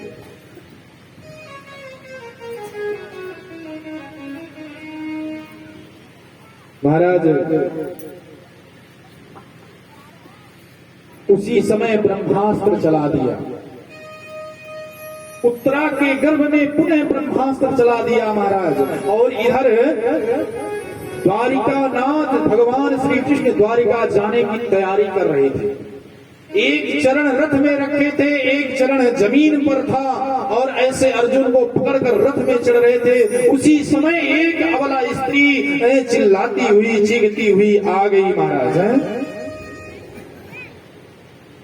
अरे तुमको क्या हुआ? पाही पाही महायोग्य देवदेव जगत्पते नान्यं तद भयं तस्ये यत्र मृत्यो परस्परम। वह अबला स्त्री कह रही है, हे जगतपति, हे द्वारिकानाथ, हे भगवान कृष्ण, आप मेरी रक्षा करो, आप मेरी रक्षा करो। सुनिए, मैं मर जाऊं मुझे गम नहीं, लेकिन मेरे गर्भ शिशु की रक्षा करिए, मेरे गर्भ शिशु की रक्षा करिए। भगवान ने गौर से देखा कि ये वाला स्त्री कौन है, मेरे को पुकार रही है। ध्यान से नजर पड़ी, अरे तो मेरी पुत्र वधू है, ये तो अभिमन्यु की पत्नी है, क्या हुआ? बोले मेरे गर्भ को कोई ज्वाला जला रहा है। भगवान सब कुछ समझ गए, एक रूप से सबके सामने खड़े हैं, दूसरे रूप से अंगुष्ठा मात्र होकर उत्तरा के गर्भ में प्रविष्ट करके उस गर्भ की रक्षा की, उस ब्रह्मास्त्र से रक्षा की महाराज। पुनः बाहर आकर पूछते हैं, देवी अब कैसा महसूस हो रहा है? उत्तरा ने कहा, प्रभु अब बहुत स्वस्थ हैं, बहुत अच्छा है। एक बात बताऊं आपको, विश्वास भरोसा केवल परमात्मा में अगर हम रखेंगे, केवल परमात्मा में, तो जरूर हमारी रक्षा करेंगे। द्रौपदी की भी भगवान ने रक्षा की, लेकिन कब की? जब द्रौपदी केवल भगवान पर भरोसा की थी, भले द्रौपदी ने सोचा कि मेरे 5 पति हैं, 5 पतियों के रहते मुझे कोई स्पर्श नहीं कर सकता है। महाराज 5 पतियों ने अपने सर को झुका लिया। इसके बाद सोची कृपाचार्य, द्रोणाचार्य इतने चार्य बैठे हुए इन सबके सामने हमको कोई छू नहीं सकता है। महाराज भगवान तब भी नहीं आए। अब जब साड़ी खींच ही रही थी, द्रौपदी ने सोचा कि अब तो एक स्त्री अपनी रक्षा करने स्वयं जानती है, अपने बल के भरोसे रही, तब भी भगवान नहीं आए। और जब पूरा बल भगवान के भरोसे से ऊपर हाथ हमने उठा दी, हे द्वारिकावासिनी, हे द्वारिकाधीश श्री कृष्ण, अब आप मेरी रक्षा करो, तब भगवान प्रभु है चीर बढ़ाने लगे। साड़ी है किनारी है, किनारी बीच साड़ी है। महाराज है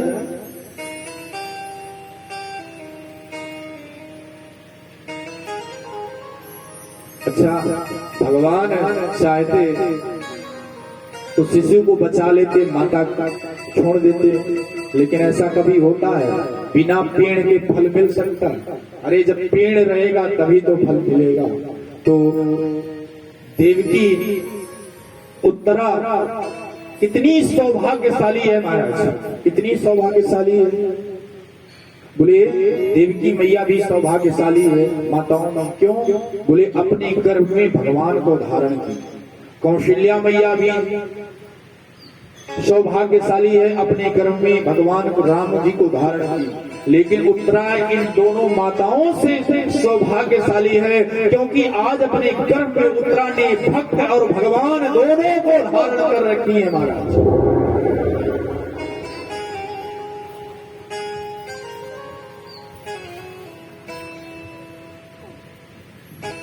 जड़ को समाप्त करके भगवान पुनः आग्रह करते हैं, भैया अब हमको विदा करो, हमको द्वारिका जाने दो।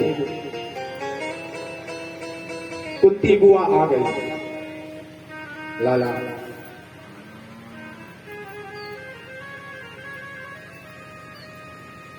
मत जाओ आप, बुआ जी जाना पड़ेगा। अच्छा बुआ जी आपको कुछ दिया नहीं, आप कुछ मांग लो। सबको दिया कुछ ना कुछ, लेकिन आपको कुछ दिया नहीं, आप कुछ मेरे से मांगो, आपको देने का मेरा मन कर रहा है। कुंती मैया ने भगवान की बड़ी सुंदर स्तुति की है। नमस्ते पुरुषं त्वाद्यं ईश्वरं प्रकृते परम अलक्ष्यं सर्वभूतानां अन्तर्बहिर्वस्थितं माया जवनिका छन्ना मज्ञादो क्षमप्ययम् न लक्ष्यसे मूढदृशा नटो नाट्यधरो यथा। कुंती मैया कहती है मैं अपने भाई के लड़के को प्रणाम नहीं कर रही हूँ, तब किसको प्रणाम कर रही हूँ? नमस्ते पुरुषम त्वाद्यम ईश्वरम प्रकृते परम, जो इस प्रकृति परे परम पुरुष भगवान है, मैं उनको प्रणाम कर रही हूँ। अलक्ष्यम सर्वभूतानाम, जो प्रत्येक जीवधारी के हृदय में निवास करते हैं, जो प्रत्येक कण कण में विद्यमान है, मैं उस भगवान को प्रणाम करती हूँ। प्रभु आप बहुत मायावी हो, आपकी माया को जल्दी कोई समझ नहीं पाता है, केवल वही समझ पाता है जो आपके माया से परे है। उदाहरण देती है, नटो नाट्य यठोधरा, वो खेल दिखाने वाले आते हैं ना, कभी कभी सब लोग जाते हैं हाईवे रोड में, कभी दिखाते हैं रस्सियों पे चलते हैं, कभी पैसा ऐसे मंगा लेंगे, कभी कुछ करेंगे, नाट्य दिखाते हैं नहीं दिखाते हैं, लेकिन उसको हम लोग सही मानते हैं। लेकिन उसका एक जो होता है मालिक, वो सब कुछ जानता है, और मालिक जैसा करेगा वैसे वो जमुड़ा करता जाएगा है। लेकिन क्या वो सही है? बोले बिल्कुल सही नहीं है, झूठा है, उससे कुछ नहीं होता है। वही कुंती मैया कहती है कि आप बहुत सुंदर नाटक करते हो, लेकिन आपकी वो नाटक भक्तों के सामने नहीं चलती है, जैसे उस जमुड़ा के उस जमुड़वी के सामने नहीं चलती है, उसी तरह आपका नाटक भक्तों के सामने नहीं चलती। मैं सब कुछ जानती हूँ, आपने मेरे पुत्रों की रक्षा की, मेरे पुत्र वधु की रक्षा की। अरे कौन जानता था इतने बड़े महाभारत युद्ध को मेरे पुत्र जीत पाएंगे? हैं? मेरे पुत्रों के ऊपर रोज नया नया लांछन कौरव लोग लगा रहे थे। अरे मेरे पुत्र को है छोटे छोटे दुख तो रोज आते थे प्रभु, लेकिन ये पहाड़ जैसा दुख मेरे भीम को जहर के लड्डू खिलाया गया। कौन सोचा था मेरा भीम बचेगा, लेकिन आपकी कृपा से मेरा भीम बचा। अज्ञातवास ज्ञातवास कितने कितने वर्षों का मिलता गया प्रभु, उसमें भी रोज नया नाटक कौरव लोग लगा के रखे थे। कौन था मेरे पास है? मैं एक विधवा नारी, कोई मेरा सहारा नहीं था। कृपाचार्य, अरे जो मेरे पुत्रों को अंगुली पकड़ के चलना सिखाया, वही मेरे पुत्रों के विरोध में धनुष बाण लिए सामने खड़े थे। प्रभु जितनी स्तुति मैं गाऊं उतनी कम है। भगवान कहते हैं मैं बुआ आप मेरे को भगवान मानती हैं? भगवान कहती है भगवान तो सब कुछ देने में सामर्थ्यवान होता है, बुआ आप कुछ मांगो, मेरा कुछ देने का मन कर रहा है। कुंती महारानी कहती है कि अगर आपको कुछ देना ही है तो एक वस्तु दे दो। क्या? मेरे जीवन से कभी दुख समाप्त ना हो, मेरे जीवन से कभी दुख समाप्त ना हो।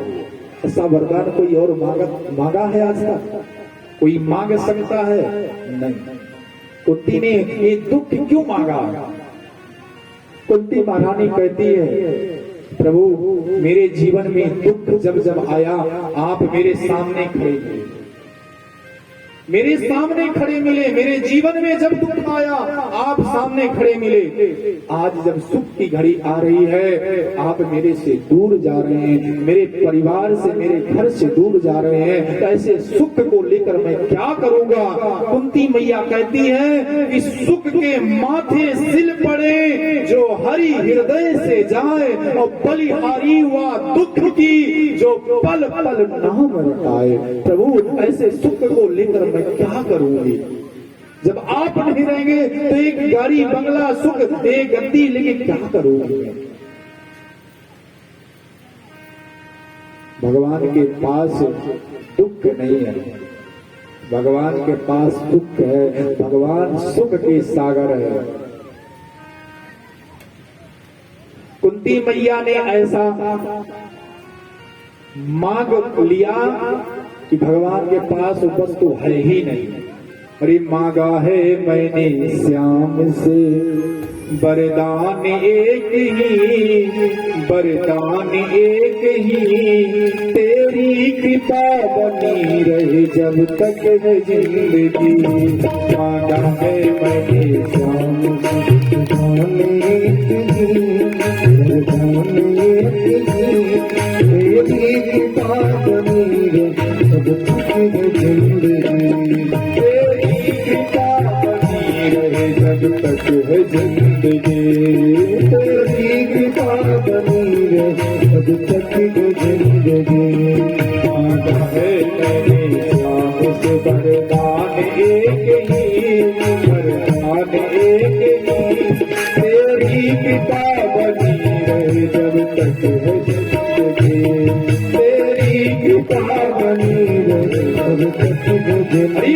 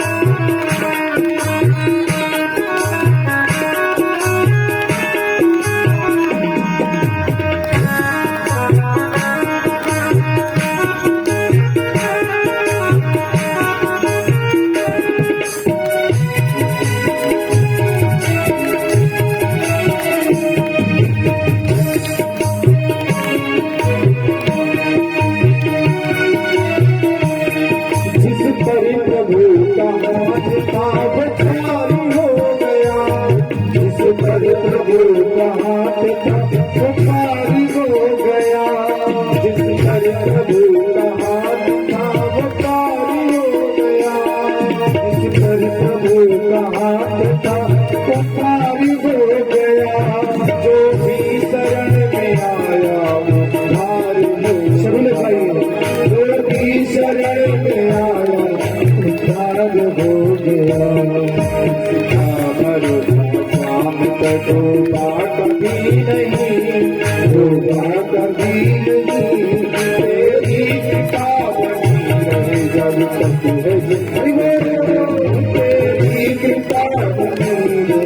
तक जिंदगी आजाद मेरी शाम को हरि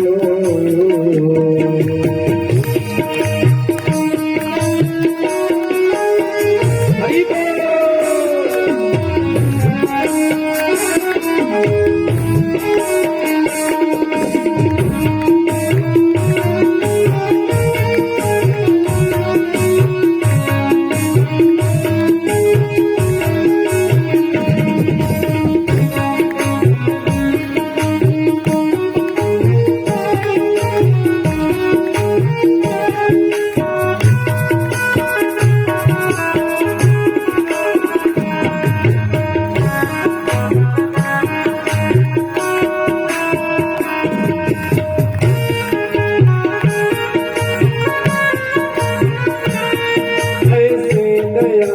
श्याम से नाता बनाइए, ऐसे दयालु श्याम से नाता बनाइए, ऐसे दयालु श्याम से रिश्ता बनाइए, ऐसे दयालु श्याम से रिश्ता बनाइए। ऐसा हम लोग संबंध इसलिए बड़े घर में करते हैं, कभी कोई आवश्यकता पड़े तो हमको रात या दिन में मिल जाए। भरोसा रहता ना, अपने मन में इच्छा रहती ना कि मेरी बेटी जज के यहाँ भी आई हुई है, मुकदमा फंसा हुआ, फोन करेंगे काम हो जाएगा। अरे मैं तो आपको ऐसा रास्ता, ऐसा संबंध बनाने की बात करता हूँ कि फिर किसी से संबंध की चिंता नहीं रहेगी है? कभी कहता है ऐसे दयालु श्याम से रिश्ता बनाइए, ऐसे दयालु श्याम से रिश्ता बनाइए, मिलता रहेगा आपको जो कुछ भी चाहिए, मिलता रहेगा आपको जो कुछ भी चाहिए। फिर क्या होगा तब? ऐसा करिश्मा होगा जो हुआ कभी नहीं, जो हुआ कभी नहीं, तेरी कृपा बनी रहे जब तक जिंदगी आजाद मेरे शाम। मैदान ये मैदान ये तेरी कृपा बनी रहे जब तक जिंदगी, तेरी कृपा बनी रहे जब तक जिंदगी आजाद मेरे शाम को। अंतिम पंक्ति कितनी प्यारी याद आ रही है।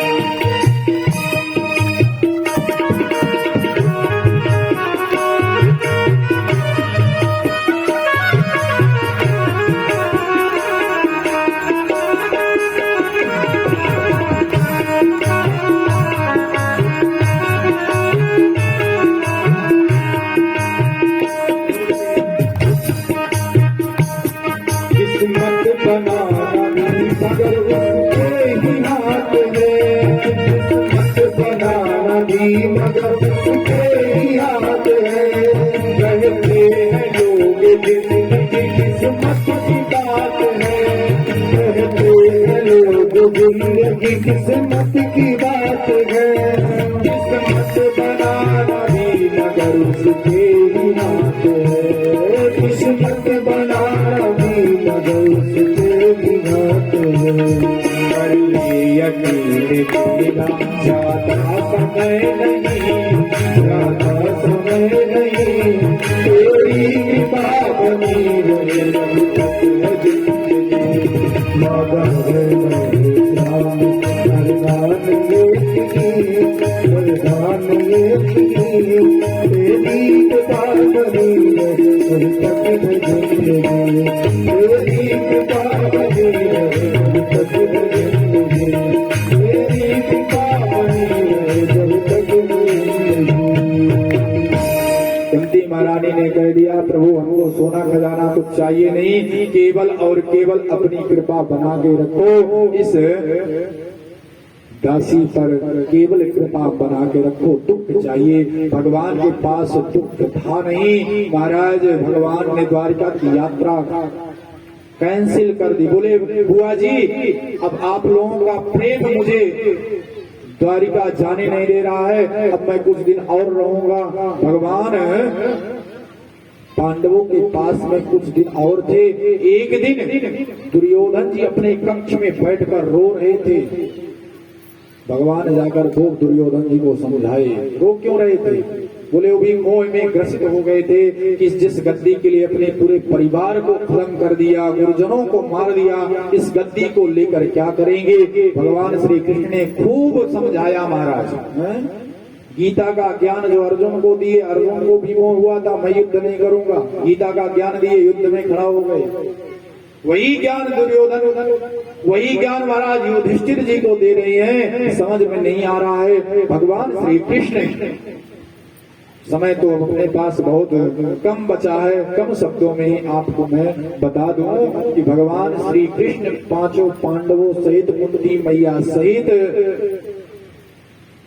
और द्रौपदी सहित किसके पास लेके गए? भीष्म पितामह भगवान की प्रतीक्षा में पड़े हुए हैं, वरदान है उनको इच्छा मृत्यु का। जब तक उनकी इच्छा नहीं होगी तब तक उनकी मृत्यु नहीं होगी। महाराज भीष्म पितामह सरसैया पर लेटे हुए हैं, हजारों बाण शरीर में चुभे हुए हैं। भगवान ने सोचा कभी कभी कोई छोटा बच्चा अगर बात बोलता है तो बड़ों के समझ में नहीं आती, भले सही बात बोल रहा हो, और वही बात अगर सफेद दाढ़ी वाले कोई बोलेंगे जल्दी समझ में आ जाती है। युधिष्ठिर जी महाराज भगवान श्री कृष्ण को अपने मामा का लड़का समझते हैं, अपना छोटा भाई समझते हैं, इसलिए ज्ञान उपदेश उनको समझ में नहीं आता है। भगवान ने सोचा शब्द मेरे रहेंगे लेकिन सफेद दाढ़ी थोड़ा जम जाएगी, अच्छा होगा। भीष्म पितामह के पास लेके गए हैं, युधिष्ठिर जी का अज्ञान समाप्त हुआ है। सुंदर भीष्म पिताजी ने उपदेश दिया है, राजधर्म का उपदेश दिया है। उपदेश देते समय द्रौपदी ने थोड़ा हंस दिया। बाबा ने कहा देवी तुम हंस रही हो, क्या कारण है? नहीं बाबा गलती हो गई। अरे तुम कुलवती हो, तुम बिना कारण के हंस नहीं सकती हो। द्रौपदी ने कहा बाबा ये आपके मुख से धर्म उपदेश अच्छे नहीं लगते। आप कह रहे हैं किसी स्त्री की इज्जत अगर लुट रही हो वहां पे राजाओं को अपना सब कुछ समर्पण कर देना चाहिए। अरे वहां पर आप भी बैठे थे उस सभा में, जिस सभा में मेरी चीर हरण कर रहे थे दुशासन दुर्योधन, आपने सिर झुका लिया था, आज बड़ी बड़ी बातें बता रहे हो। भीष्म जी के आंखों से अश्रुधारा निकलने लगी। देवी तुमने ठीक कहा, तुमको पता है मैंने अपने जीवन में कभी झूठ नहीं बोला, पाप नहीं किया, लेकिन इतने दिनों से बाणों की हजारों बाण मेरे शरीर में छिड़े हुए भिड़े हुए हैं, और जैसे 1000 बिच्छू टंक मारे जितना दर्द हो उतना दर्द मुझे मिल रहा है। एक एक कतरा कतरा शरीर का खून का निकल चुका है, फिर भी मैं जीवित हूँ। कौन से पाप का फल मुझे मिल रहा है? देवी मैंने कभी अपने जीवन में पाप किया नहीं, पाप करते हुए मैंने देखा था, उसका एक परिणाम है। क्यों मैं पाप होते हुए देखा? क्यों?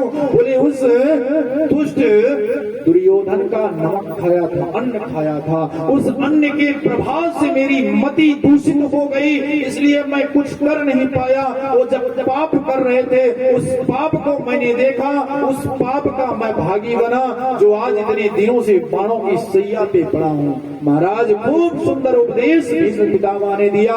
इसके बाद बोले कि ऐसा है कि हमको कुछ टेढ़ी टांग वाले से बात करना है। अर्जुन तुम जानते हो इसको, ये कौन है? अर्जुन कहते हैं अरे महाराज गुरुजी को कौन नहीं जानते, मेरे मामा के लड़के। भीष्म जी कहते हैं जय हो।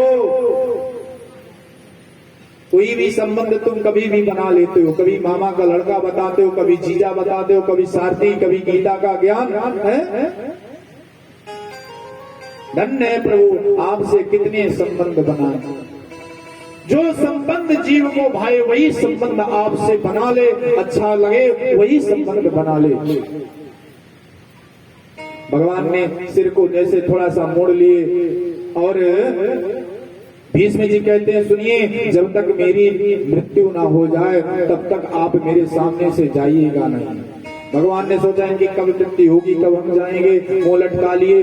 भीष्म जी कहते हैं लटका हुआ चेहरा नहीं चाहिए है, चेहरा वो याद करिए प्रभु जब मैंने प्रतिज्ञा कर लिया था कि आपके हाथों में शस्त्र उठवा दूंगा, तो मेरी प्रतिज्ञा रखने के लिए, एक भक्त की प्रतिज्ञा रखने के लिए आप अपनी प्रतिज्ञा तोड़ दिए थे। आपने प्रतिज्ञा लिया था कि पूरे महाभारत में मैं शस्त्र धारण नहीं करूंगा, लेकिन मैंने प्रतिज्ञा कर लिया था कि मैं भी आपके हाथों में शस्त्र उठवा के रहूंगा, तभी मैं गंगा पुत्र कहलाऊंगा। प्रभु आप भक्त वत्सल हैं, एक भक्त की रक्षा करने के लिए आप अपनी प्रतिज्ञा भूल जाते हैं। टूटे हुए रथ के पहिए को उठाकर मुझे सिंह के समान मारने के लिए जो उद्यत हुए थे, प्रभु वो रूप दिखाइए, ये लटका हुआ चेहरा नहीं दिखाइए। सुंदर माघ का महीना आ गया है, माघ के महीने को सुंदर है। भीष्म जी ने अपने शरीर को त्यागे हैं और वहां से फिर भगवान पांचों पांडवों को लेकर आए हैं। फिर वहां से प्रभु द्वारिका को आए हैं। समय बीतता गया, संतों ने पूछा महाराज हमने पूछा था परीक्षित का चरित्र और आप गा रहे हैं द्वारिका और पांडवों का चरित्र, अरे परीक्षित का क्या हुआ? कभी कभी कथा आगे पीछे हो जाती है भावुकता में, तो आप श्रोताओं का धर्म होता है याद दिलाना। जैसे बाबूजी आरती के लिए आ खड़े हैं, महाराज ज्यादा समय हो रहा आरती कराइए। बोलिए भक्त वत्सल भगवान की। 5 मिनट में कथा को सूत जी कहते हैं संतों, परीक्षित का सकुशल जन्म हुआ, उस पुत्रा के गर्भ का सकुशल जन्म हुआ, उस बालक का नाम रखते हैं महाराज परीक्षित। एक नाम हुआ विष्णुराज। परीक्षित नाम क्यों हुआ? बोले जो भी उस बालक को देखने के लिए आते हैं ना, तो बालक उसको टूर टूर ताकता, वो कौन सा पुरुष है जो मेरे रक्षा किया था, मेरे गर्भ में जाकर मेरी रक्षा को कौन है, सबकी परीक्षा करते हैं। इसलिए विद्वानों ने उनका नाम रख दिया परीक्षित। इनका एक नाम विष्णुराज, भगवान श्री हरि नारायण की कृपा से ही उनकी है सकुशल गर्भ में बचे, इसलिए उनका नाम एक विष्णुराज भी हो गया।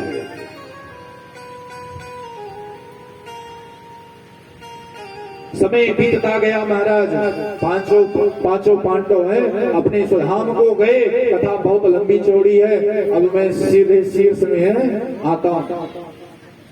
समय बीतता गया, परीक्षित की महाराज है विवाह हुआ, सुंदर संतानें हुई, पत्नी हुई, बच्चे हुए, सुंदर राजपाट का पालन कर रहे थे। एक दिन घूमते घूमते हैं जंगल में गए, जंगल में सुदूर तक गए और वहां पर उनको प्यास लगी, और प्यास लगने पर उन्होंने इधर उधर पानी की तलाश में गए। वहां पर एक कुटिया दिखी महाराज, समीक मुनि की कुटिया दिखी। समीक मुनि बैठे थे महाराज तपश्चर्या में, उनके बालक जो थे वो खेलने के लिए कहीं गए थे। परीक्षित जी ने आवाज लगाई, अरे कोई है बाहर निकलो, कोई है बाहर निकलो। कोई आवाज नहीं आई। अंदर प्रवेश किए, देखे संत जी एक समाधि में बैठे हुए हैं। परीक्षित को लगा संत की सेवा से वंचित होने के लिए साधु झूठी तपस्या में बैठा है। एक राजा की सेवा करनी पड़ेगी, तुम तपस्या का मूड बना लिए हो।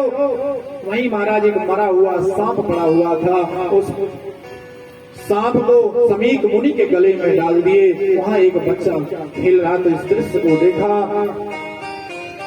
नदी के तट पर है, कोसनी नदी के तट पर ऋषि कुमार खेल रहा था। सारा वृत्तांत जाकर बताया महाराज है कोसकी नदी में तुरंत ऋषि पुत्र ने छलांग लगाया और हाथ में जल लेकर तुरंत संकल्प कर लिया कि जिसने भी मेरे पिता के गले में सर्प डाला हो, आज के 7वें दिन इसी तक्षक नाग के द्वारा उसकी मृत्यु हो। वहां से संकल्प करने के बाद ऋषि के पास आते हैं, अपने पिता के पास में आते हैं, रोते बिलखते हैं, वहीं बैठे रहते हैं। उनकी समाधि समाप्त हुई। अरे बेटा क्यों रो रहे हो? सारे ऋषि बालकों ने सारा वृत्तांत बताया। जैसे ही समीक मुनि को पता चला महाराज कि मेरे पुत्र ने परीक्षित को आज श्राप दे दिया। महाराज करुण क्रंदन करने लगे, अपने पुत्र को डांट लगाई, करे तुमने अभागे ने क्या कर दिया। परीक्षित जैसा राजा देश को मिलना मुश्किल है। अब अंतिम शासक है। राजा तो बहुत होंगे लेकिन सब अपना कुनवा सुखी करने के लिए होंगे। हैं परीक्षित जैसा राजा मिलना मुश्किल है। इधर जैसे ही परीक्षित जी अपने घर को गए हैं, मुकुट उतार कर रखे हैं, उनको ज्ञात हुआ कह रहे राम राम एक मैंने क्या किया। सदा सर्वदा मेरे पूर्वजों ने जिन संतों की चरण रज को अपने मस्तक पर धारण किया है, उन संतों का अपमान मैंने किया। अब इस शरीर को धारण करने का कोई औचित्य नहीं है, लेकिन ऋषि ने श्राप दे दिया कि 7वें दिन मृत्यु होगी। अब 7 दिन के पहले मैं मर भी नहीं सकता हूँ, इसलिए अब हम इस शरीर को इस घर में तो धारण नहीं कर पाएंगे। अब इस शरीर को किसी तीर्थ स्थल में बाहर ही चलते हैं। तो गंगा जी के तट पर आ जाते हैं और वहीं अब मन में सोचते हैं कि 7वें दिन मृत्यु होनी ही है, तो ये गंगा जी के तट पर बैठकर भजन करते हैं। वहीं गंगा जी के तट पर बैठ जाते हैं परीक्षित जी और वहीं प्रभु का भजन करते हैं। यहीं अब हम कथा का विराम देते हैं। कल जैसे बैठेंगे 3 बजे, तो कल की बहुत सुंदर सुंदर कथाएं हैं। कल ध्रुव चरित्र, जड़ भरत चरित्र, देवभूति कपिल संवाद, और आज जो कथा छुट्टी है बैठते ही इसका थोड़ा सा चर्चा करेंगे, क्योंकि समय बहुत कम रहता है। करेक्ट 7 बज चुका है। मैंने आज कहा था कि 7 बजे विराम करते हैं।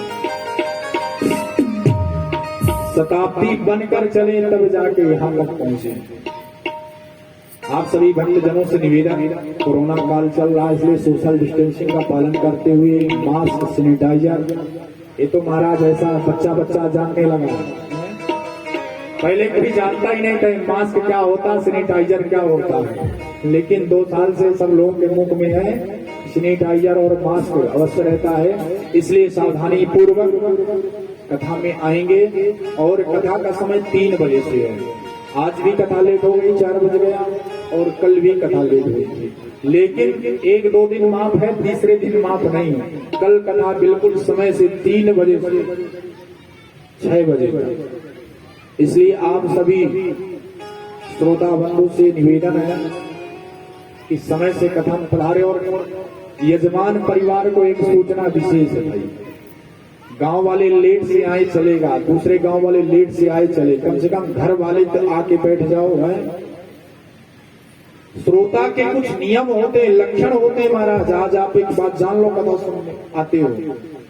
श्रोताओं का नियम ये है कि व्यास जी से पहले आकर बैठे, प्रतीक्षारत रहे। सच्चे श्रोता का नियम ये है। और यहाँ व्यास जी स्वयं प्रतीक्षारत रहते हैं कि श्रोता कब आएंगे। हमारे यजमान जी के अलावा यहाँ कोई रहता नहीं है।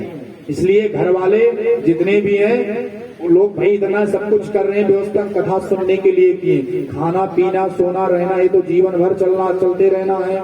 इसलिए हम लोगों का उद्देश्य 7 दिन कथा का है।